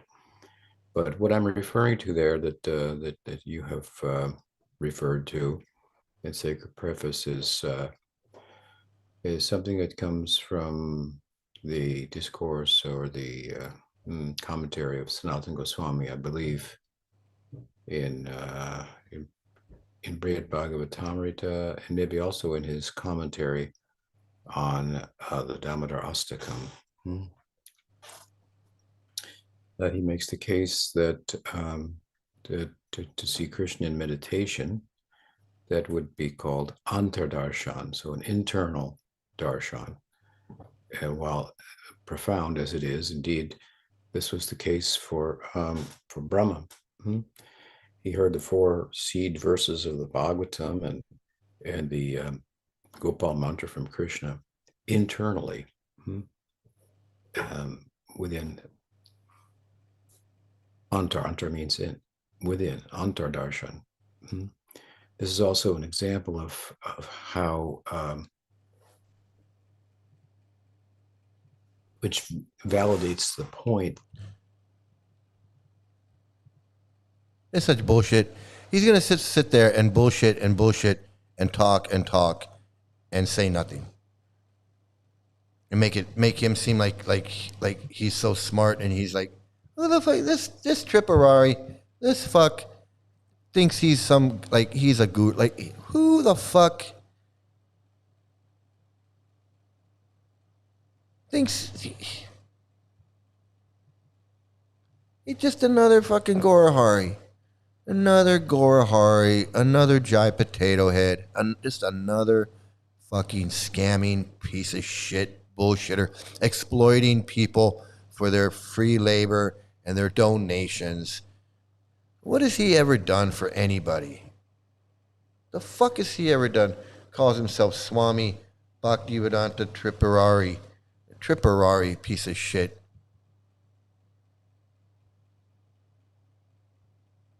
It's another fucking scammer. Another fucking scammer.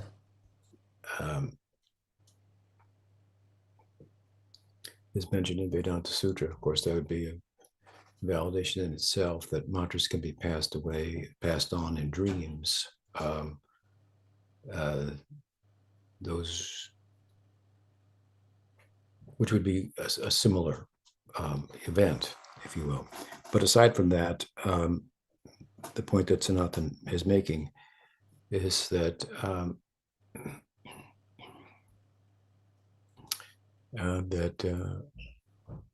there is, an external darshan. Krishna actually appears before someone outside of the way in which he manifests as the deity. I mean, the deity can be seen as stone, or it can be seen as a person, and realized to be. I get the feeling that he has nothing to say.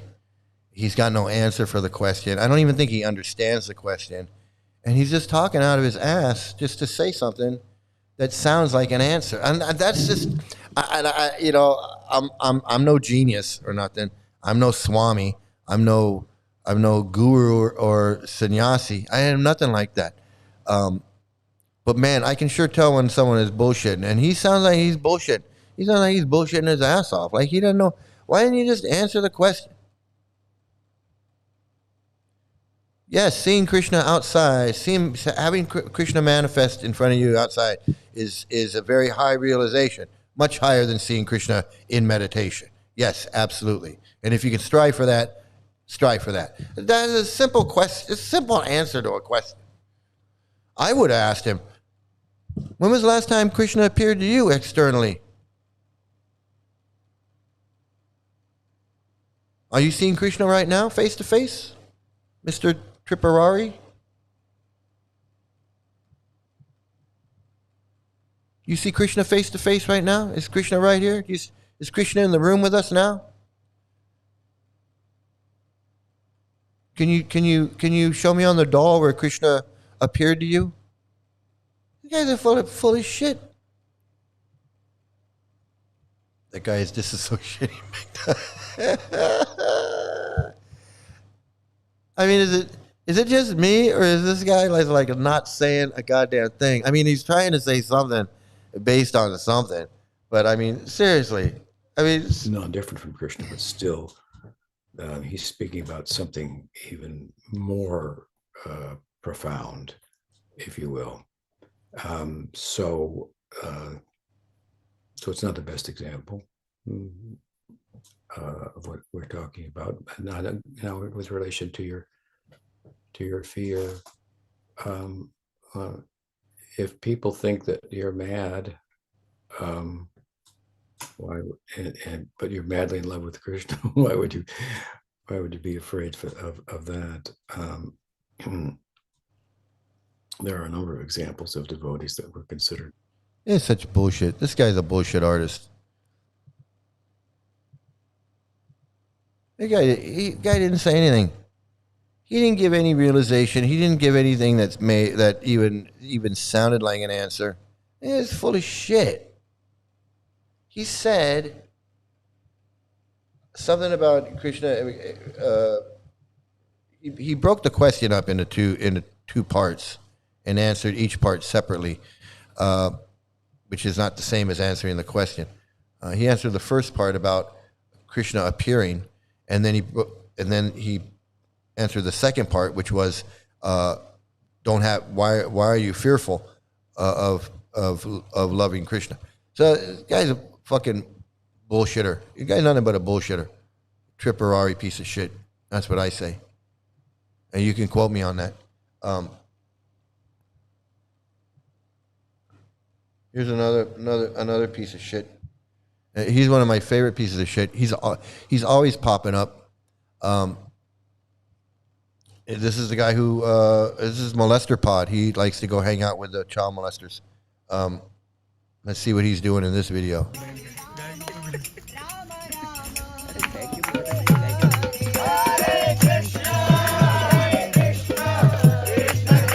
Oh.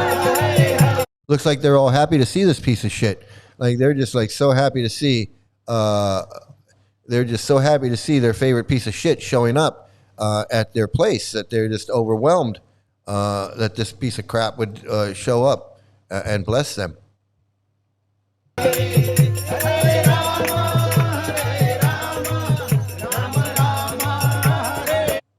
Like he deserves, like he deserves honor and respect.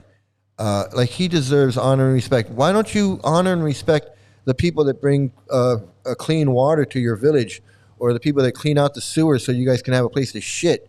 How about doing that? How about giving respect to the doctors and nurses that help keep everybody healthy in your little village there? This guy doesn't do nothing. He shows up and you guys go nuts, have a big party, give him flowers and everything. What the fuck's he do? He doesn't do shit. Why don't you have a big reception for the people that go around and are vaccinating all the little kids in the villages so that they don't get polio and they don't get friggin' diseases that'll wipe them out, that are normal, that we don't get in the Western world because we have modern medicine. You guys have no medicine. Why don't you honor somebody who deserves to be honored, not this piece of shit who doesn't do anything but fucking pal around with friggin' child molesters and sex offenders. That's all this guy is good for. He's gonna act like he's a holy man. He's gonna stand there and act like he's a holy man. Meanwhile, when he's done here, he's gonna go hang out with some child molesters. And look at all these little kids there. And his whole attitude is fuck these kids. Fuck them kids. I got buddies that molest little kids, so fuck them kids.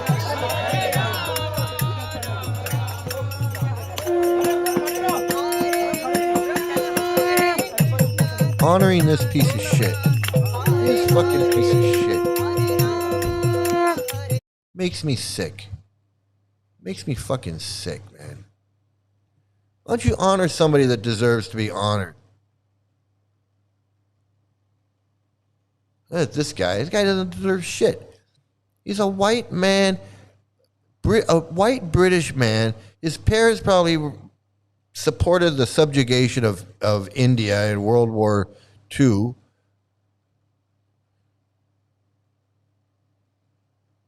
And then and Prabhupada has brainwashed these Indians into worshiping this white man who represents everything.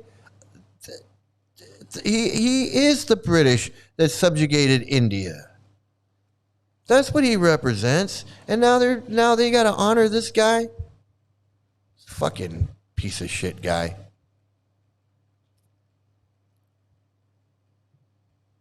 "46 years ago this month, I was out on Broadway, New York, dressed up like Ho Hare Krishna. Poor people gave me money, didn't realize we were ripping them off. Raising for Cambodia." I know, it's just ripping people off. And gentleness on steroids. I know, this guy. You want to spin the wheel? You want to spin the wheel? I got a couple more videos. This is kind of like a spin the wheel. We're just not spinning it. We're just watching the videos.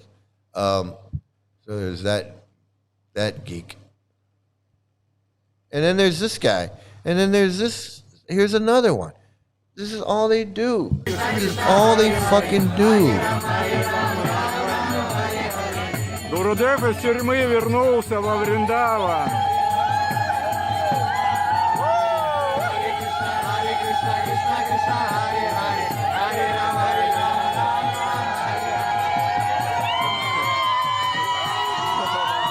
It's friggin', I'm telling you, man, it is a goddamn mental illness.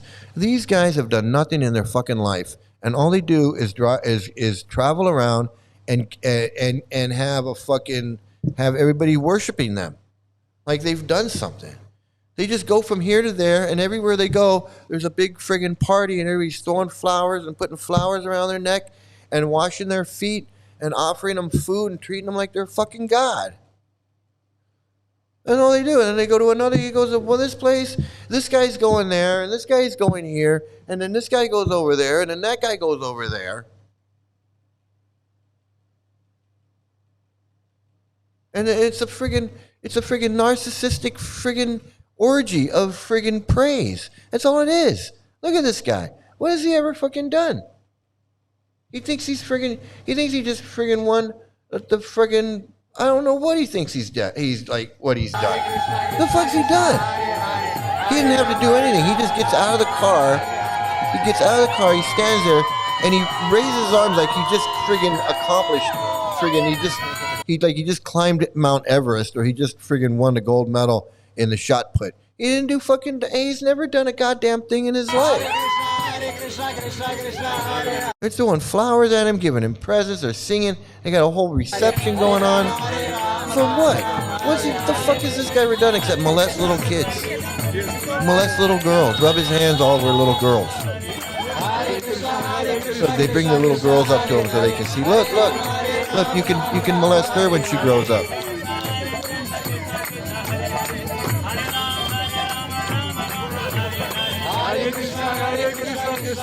And he's just standing there. You tell me he ain't getting off on this shit. Tell me he ain't getting off. Tell me he ain't getting off on being worshipped like he's some fucking holy man. And what the fuck is holy about him?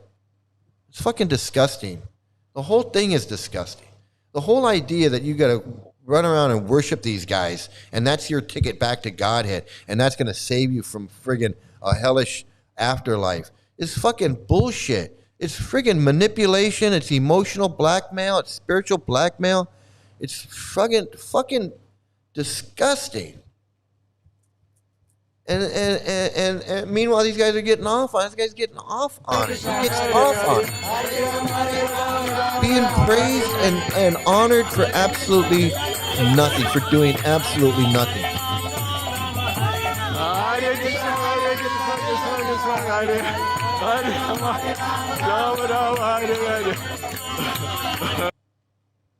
Fucking disgusting. Fucking pieces of shit. Meanwhile, people that actually deserve some praise, deserve some honor, people that have done stuff in life to make the world a better place, to help the underprivileged, the needy, the hungry, to house the unhoused, to clothe the unclothed, to feed the unfed. All of these things. These people, there are a lot of people in the world that are doing a lot of work. They get no respect. They get no honor at all. They get nothing.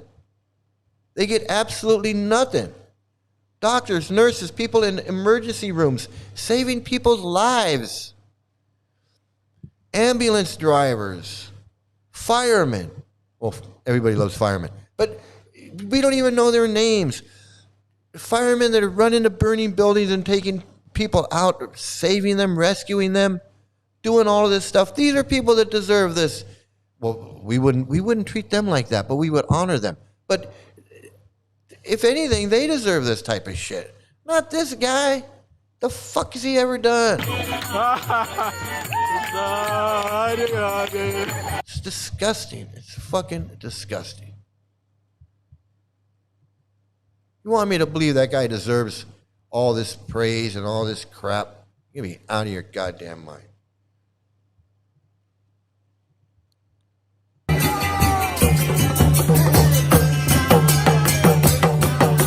Look at this nut. Look at this nut. Again, with the holy man. You want me to believe this guy's a holy man?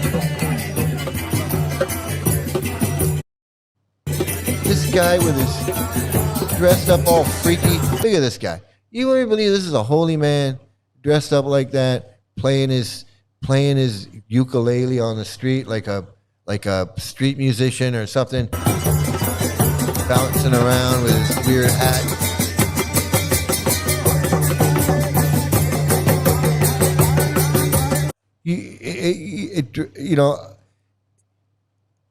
That's fine if you're just a normal person walking down the street and you want to dress and have your own personality. But this guy's supposed to be a guru, holy man, who is going to be teaching or telling me how I should be living my life so I can live a more spiritual and fulfilling devotional life and union with the Lord and union with the Supreme and all this bullshit. Really? You look like a reject from Melrose Avenue.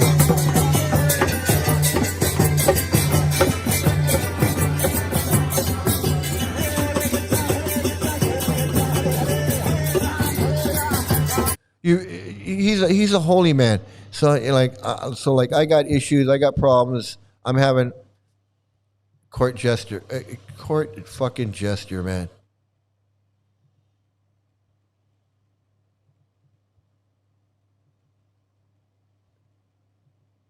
Fucking court fucking gesture. So I'm having problems with my girlfriend. I'm having problems with my wife, or I had a death in my family, or something. Something happens. Something happens. And I'm seeking like help or guidance or something. I'm gonna go to this guy, and I'm gonna seek spiritual guidance from this nut wearing this outfit, playing a lit up ukulele with some weird freaky Santa hat thing, deranged looking Santa hat. It's not even a normal Santa hat. It's some kind of weird thing on his head. Maybe it's from I don't even know what it is. And he's a guru who's in touch with the Lord and is going to give me spiritual advice on how I can live my life better. This guy.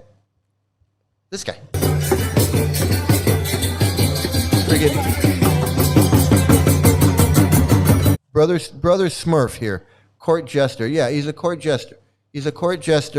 And he wants you to think that, and he's already out there with a bunch of freaks, and the crowd is looking around, and he thinks that this is making a good impression, and is representative of a bona fide spiritual tradition.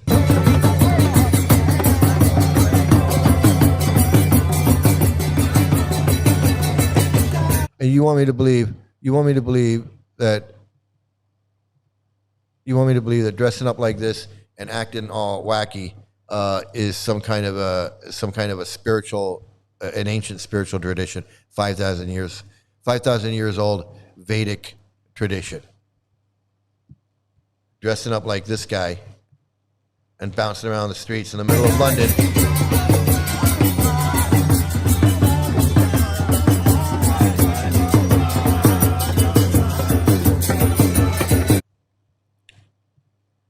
And I always found it interesting how the devotees, you know, when you're new and you're going out on Harinam to go do this, they say, yeah, you know, they're getting benefit even when they're laughing and joking and making fun of us. They're still getting benefit to kind of make you feel like even if they're making fun of you, you know, don't worry because that's to their benefit. It's such bullshit to get you to do it and not feel embarrassed and not feel like. And we fall for it, and we go, yeah, they're getting benefit. They're hearing the holy name. They're seeing the devotees. They're seeing a picture of Krishna, or they're touching a book, or they're seeing a book, or whatever. We try to justify this insanity with some bullshit word salad, word jugglery, or whatever you want to call it. It's all a bunch of nonsense. All they're doing is trying to get money and sell books. That's it.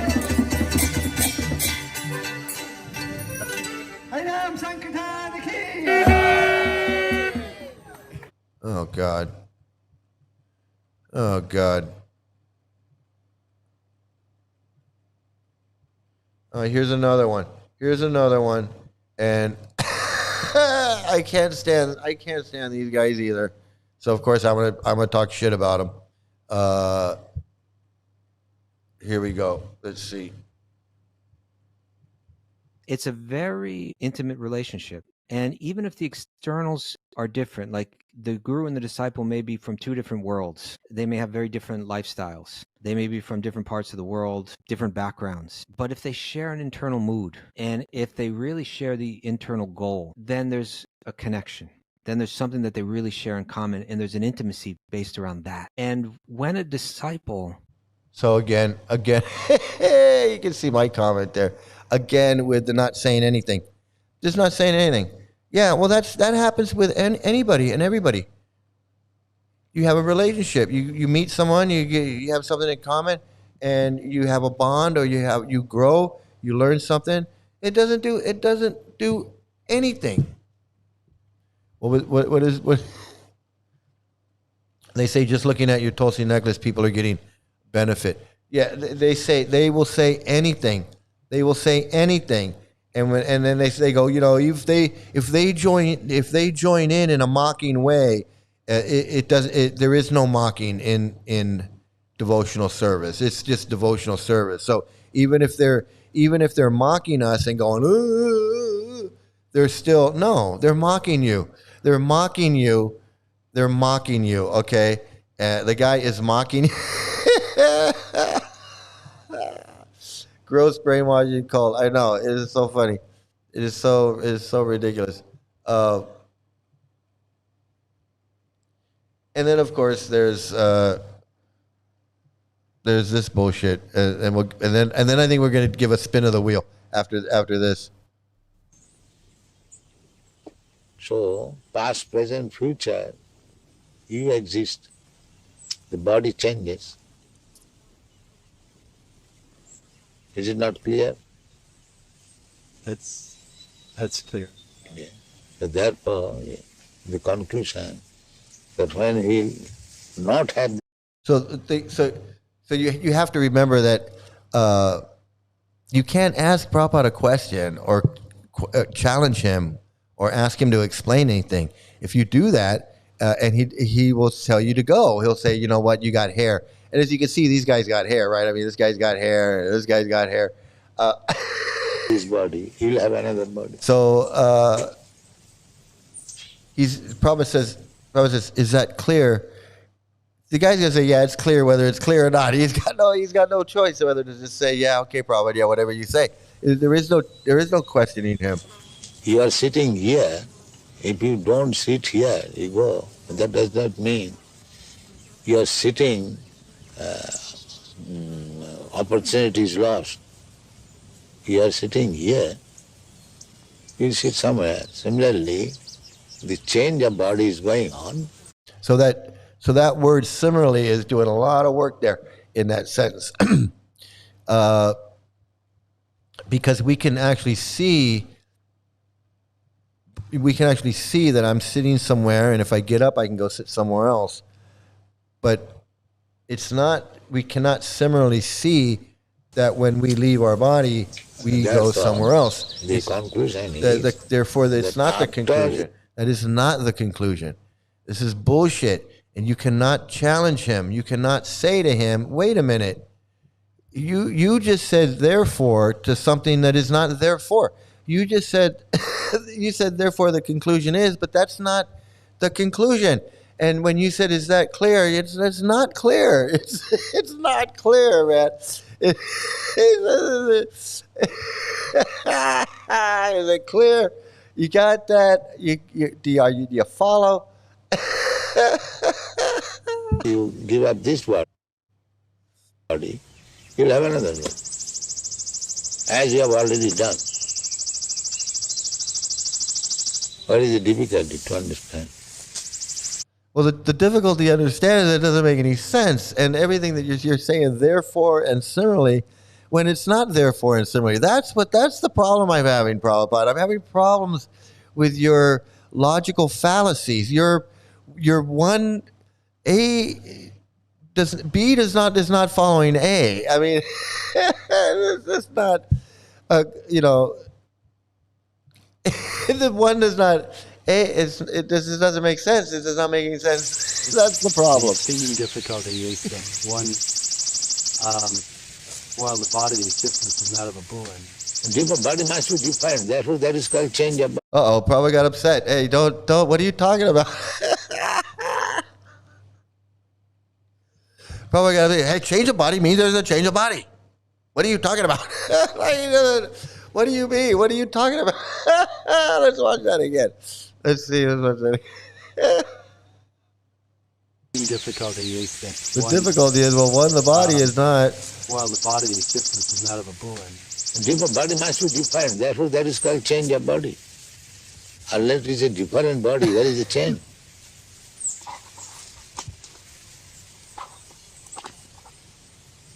The memory is there, the boy. Okay, Prabhupada, you got upset, but you didn't answer the question. You just said that there's a change, so there must be a change of body. What are you talking about? Or the spirit is there. The memory, sometimes. How come Prabhupada doesn't say, well, you guys got hair. That's why, why am I talking to you? You guys got hair. That's what he told those other guys. But when they asked him about King Ugrasena, he's like, well, you know what? Well, you guys got hair. And I don't know. I see a lot of hair.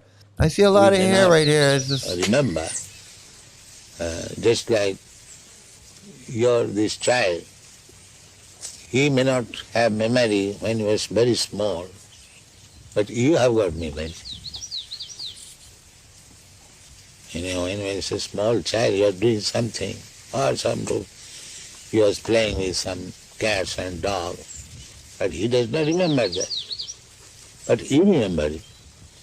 So, simply because he has forgotten, does that mean that the incidences were not present?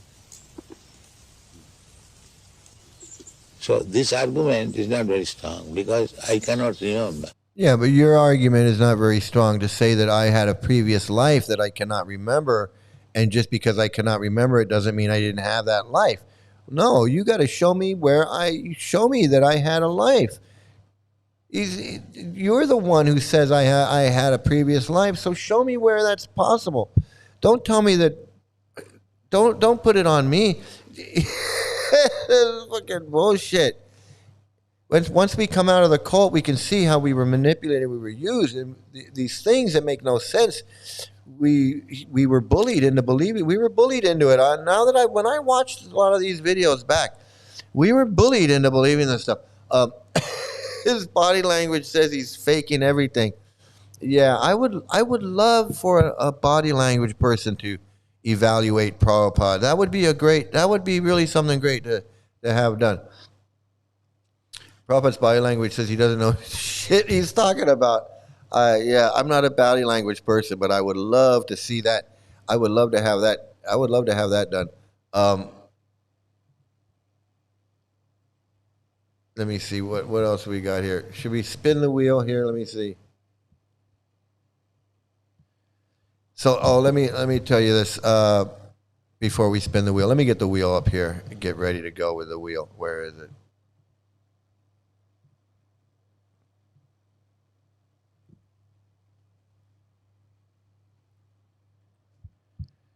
So I actually was at the shopping. It's a really small like mall right down the street here. It's like a little shopping mall, like a Walmart or something. And I was in there yesterday, and I was coming out of the mall. I saw a guy, and he had shaved head, and he had a Sika. And I saw the Sika. I saw him from the back, and I said, "Is that a Sika?" And then I looked, like, and I was like, and he kind of walked around, and then I ended up, he was right across the little pavement thing, and it was a devotee.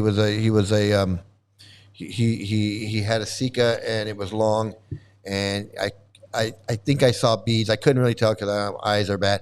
I think he had beads. But it just made me go, what, there's a fucking Hare Krishna in my neighborhood? No, I got a Hare Krishna living around here? You got to be out of your mind. This is insane. I'm out in the boonies. I'm out in the boonies where there's no one around. I mean, I'm nowhere near the city.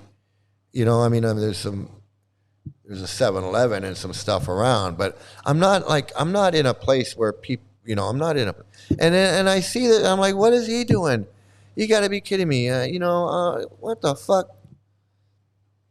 Anyway, kind of, I don't know. It was a weird day.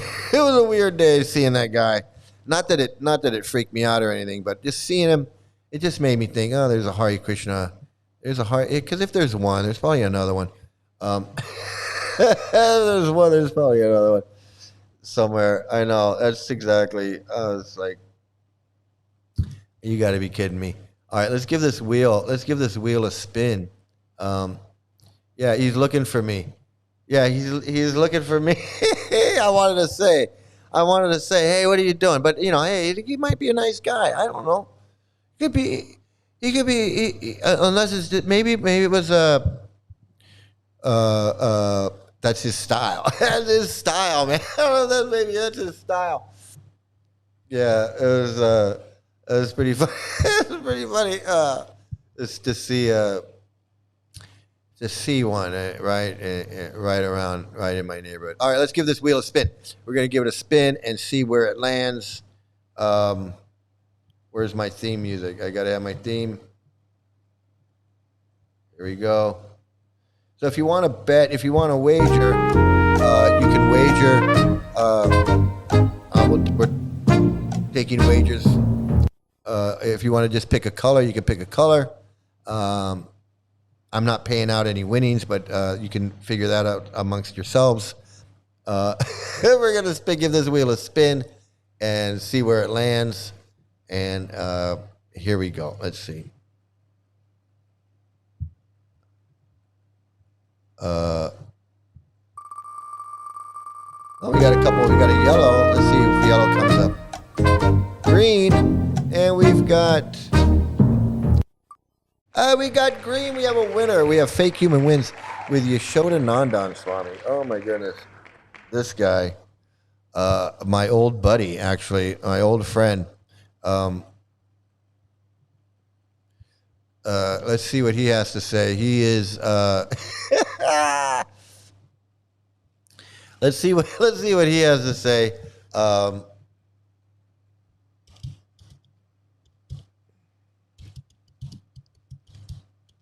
See if I can find him here.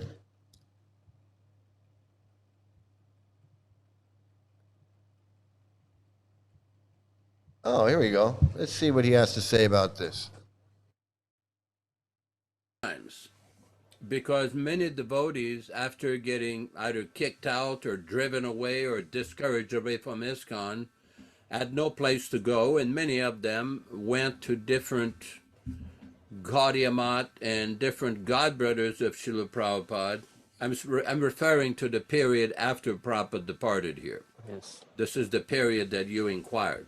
Yes, that's correct. Many people went to different godbrothers because they had temples, ashrams, and facilities. In other words, the devotees that worked for Srila Prabhupada, they worked very hard to build up the institution of ISKCON. And many people, not just a few, but many, were driven away and kicked out by that new guru system. So what happened is many of them went to the Gaudiya Math. Unfortunately, Prabhupada did not recommend devotees to take that approach, because we see that when Prabhupada was building his institution from 1965 and forward, there was a lot of criticisms of his activities from different senior members of the Gaudiya Math. Prabhupada tried to cooperate with them. Prabhupada requested some land at Mayapur. He was refused. All right, I'm done with this guy. I just want to note he's another one. He's another one. He's no different than Guru Hari. He's no different than Jayapataka. He's no different than any of these guys. Okay, this guy, this piece of shit right here, he went to Prabhupada and was practically begging Prabhupada to allow them to beat this kid. We want to beat him. He asked Prabhupada like 3 times, but can we beat him? And Prabhupada finally relented and said, yes, you can beat him. And then they were trying to figure out whether they should go beat him there or wait till they got back to Vrindavan or Mayapur. Should we beat him here? Should we wait till we get back? No, shoot me now. Shoot me now.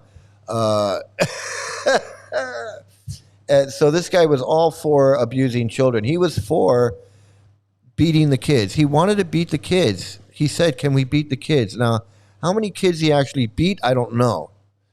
But when they talk about Damodar was beating the kids and this devotee was beating the kids and Bhaktividyapurna was beating the kids, and Yashoda obviously wanted to beat some kids. I don't know if he did, but he sure wanted to. Beating kids, and then and you go, well, you know, Prabhupada allowed it. Prabhupada said it was okay. Prabhupada green light. He gave him the green light to beat these kids. He told Yashoda, he told this guy to his face, yeah, you can beat the kids. And look, he wants to sit there and act like he's a holy man. He's another one of these sannyasis, monks that decided he didn't want to be a monk. You don't just decide you don't want to be a monk.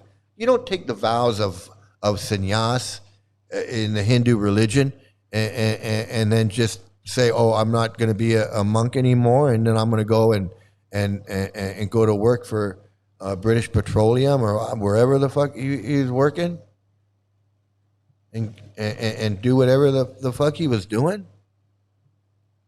That's no sannyasi. That's no different than any of these other guys. These are no different than Rameshwar or Trivik Ram or Giri Raj or any of these guys. But just because you were Yashodanandan Swami, you fell down. I don't know what you did to fall down, but you fell down. You're no different than these other guys. And you want to just continue on like nothing ever happened. Like you didn't break your vows. Like you didn't. You're no different than any of the other ones. And you guys sit there and preach about this and that. He's no different than these other guys. He thinks he's a holy man. He ain't no holy man. The last person on this planet to be a holy man is this guy. He was no holy man when Prabhupada was around. He was doing shady shit for Prabhupada. How do you think he raised the money to build Krishna Balaram Temple? It wasn't by legal means.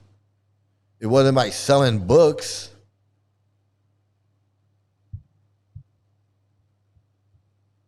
You're gonna tell me he raised enough money? He raised however many $1 million it took to build that temple. You tell me he did it by selling books. This guy. This guy's fucking dumb as a hockey puck. Are you gonna tell me he figured out how to raise a friggin' $1 million to build it? Fuck that. Give me a break. Give me a fucking break. When Guru Creeper were running around doing all kinds of shady shit. Yeah, Fake Human, you were the winner. You won. We had the winner. Fake Human won. Yeah, absolutely. You've won a couple times. You get the trophy. Absolutely. So yeah, and the other thing is that this guy supports Tattva Darshan and Madhu Pandit. They protect child predators and child molesters just like ISKCON does. They're no different. They're no different at all. They want to act like this guy wants to act like they're the good guys and ISKCON's the bad guys. And that's the farthest thing from the truth. You know, fuck them. Fuck these guys. Fuck them. I know. I'm just that's funny. He's angry. Oh man. So hey everybody. So that's it for today, man. That's Krishna updates for today, coming straight from Ramananda's Motel Cafe, Ramananda Roy's Motel and Cafe, where you too can take. No, don't do that. Don't take any young girls to a secluded place and try and think that you're Ramananda Roy. We don't do that. That's not allowed. So don't go doing that. But class is over for today. Let me just hit the ding. Hello. Hello. And so that's today's Krishna Cult update. I'm really sorry to hear about the 5 devotees that were killed in South Africa. They didn't need to give their lives for this cult. Hey, user N, thanks for coming by. Thanks for coming today and joining us. Everybody, thanks everyone for coming in today. I'm glad you're all here. Thanks. Please give a like, share, and a subscribe. Please hit those buttons. Please share. Yes, we got to hit the button. Ding, ding. So, everybody, please have a great day, great night, great morning, great afternoon, great evening. Wherever you are, please have some great luck. Stay out of a cult, everybody. And here we are. It's that time for the closing credits where you can see me, Mike, as a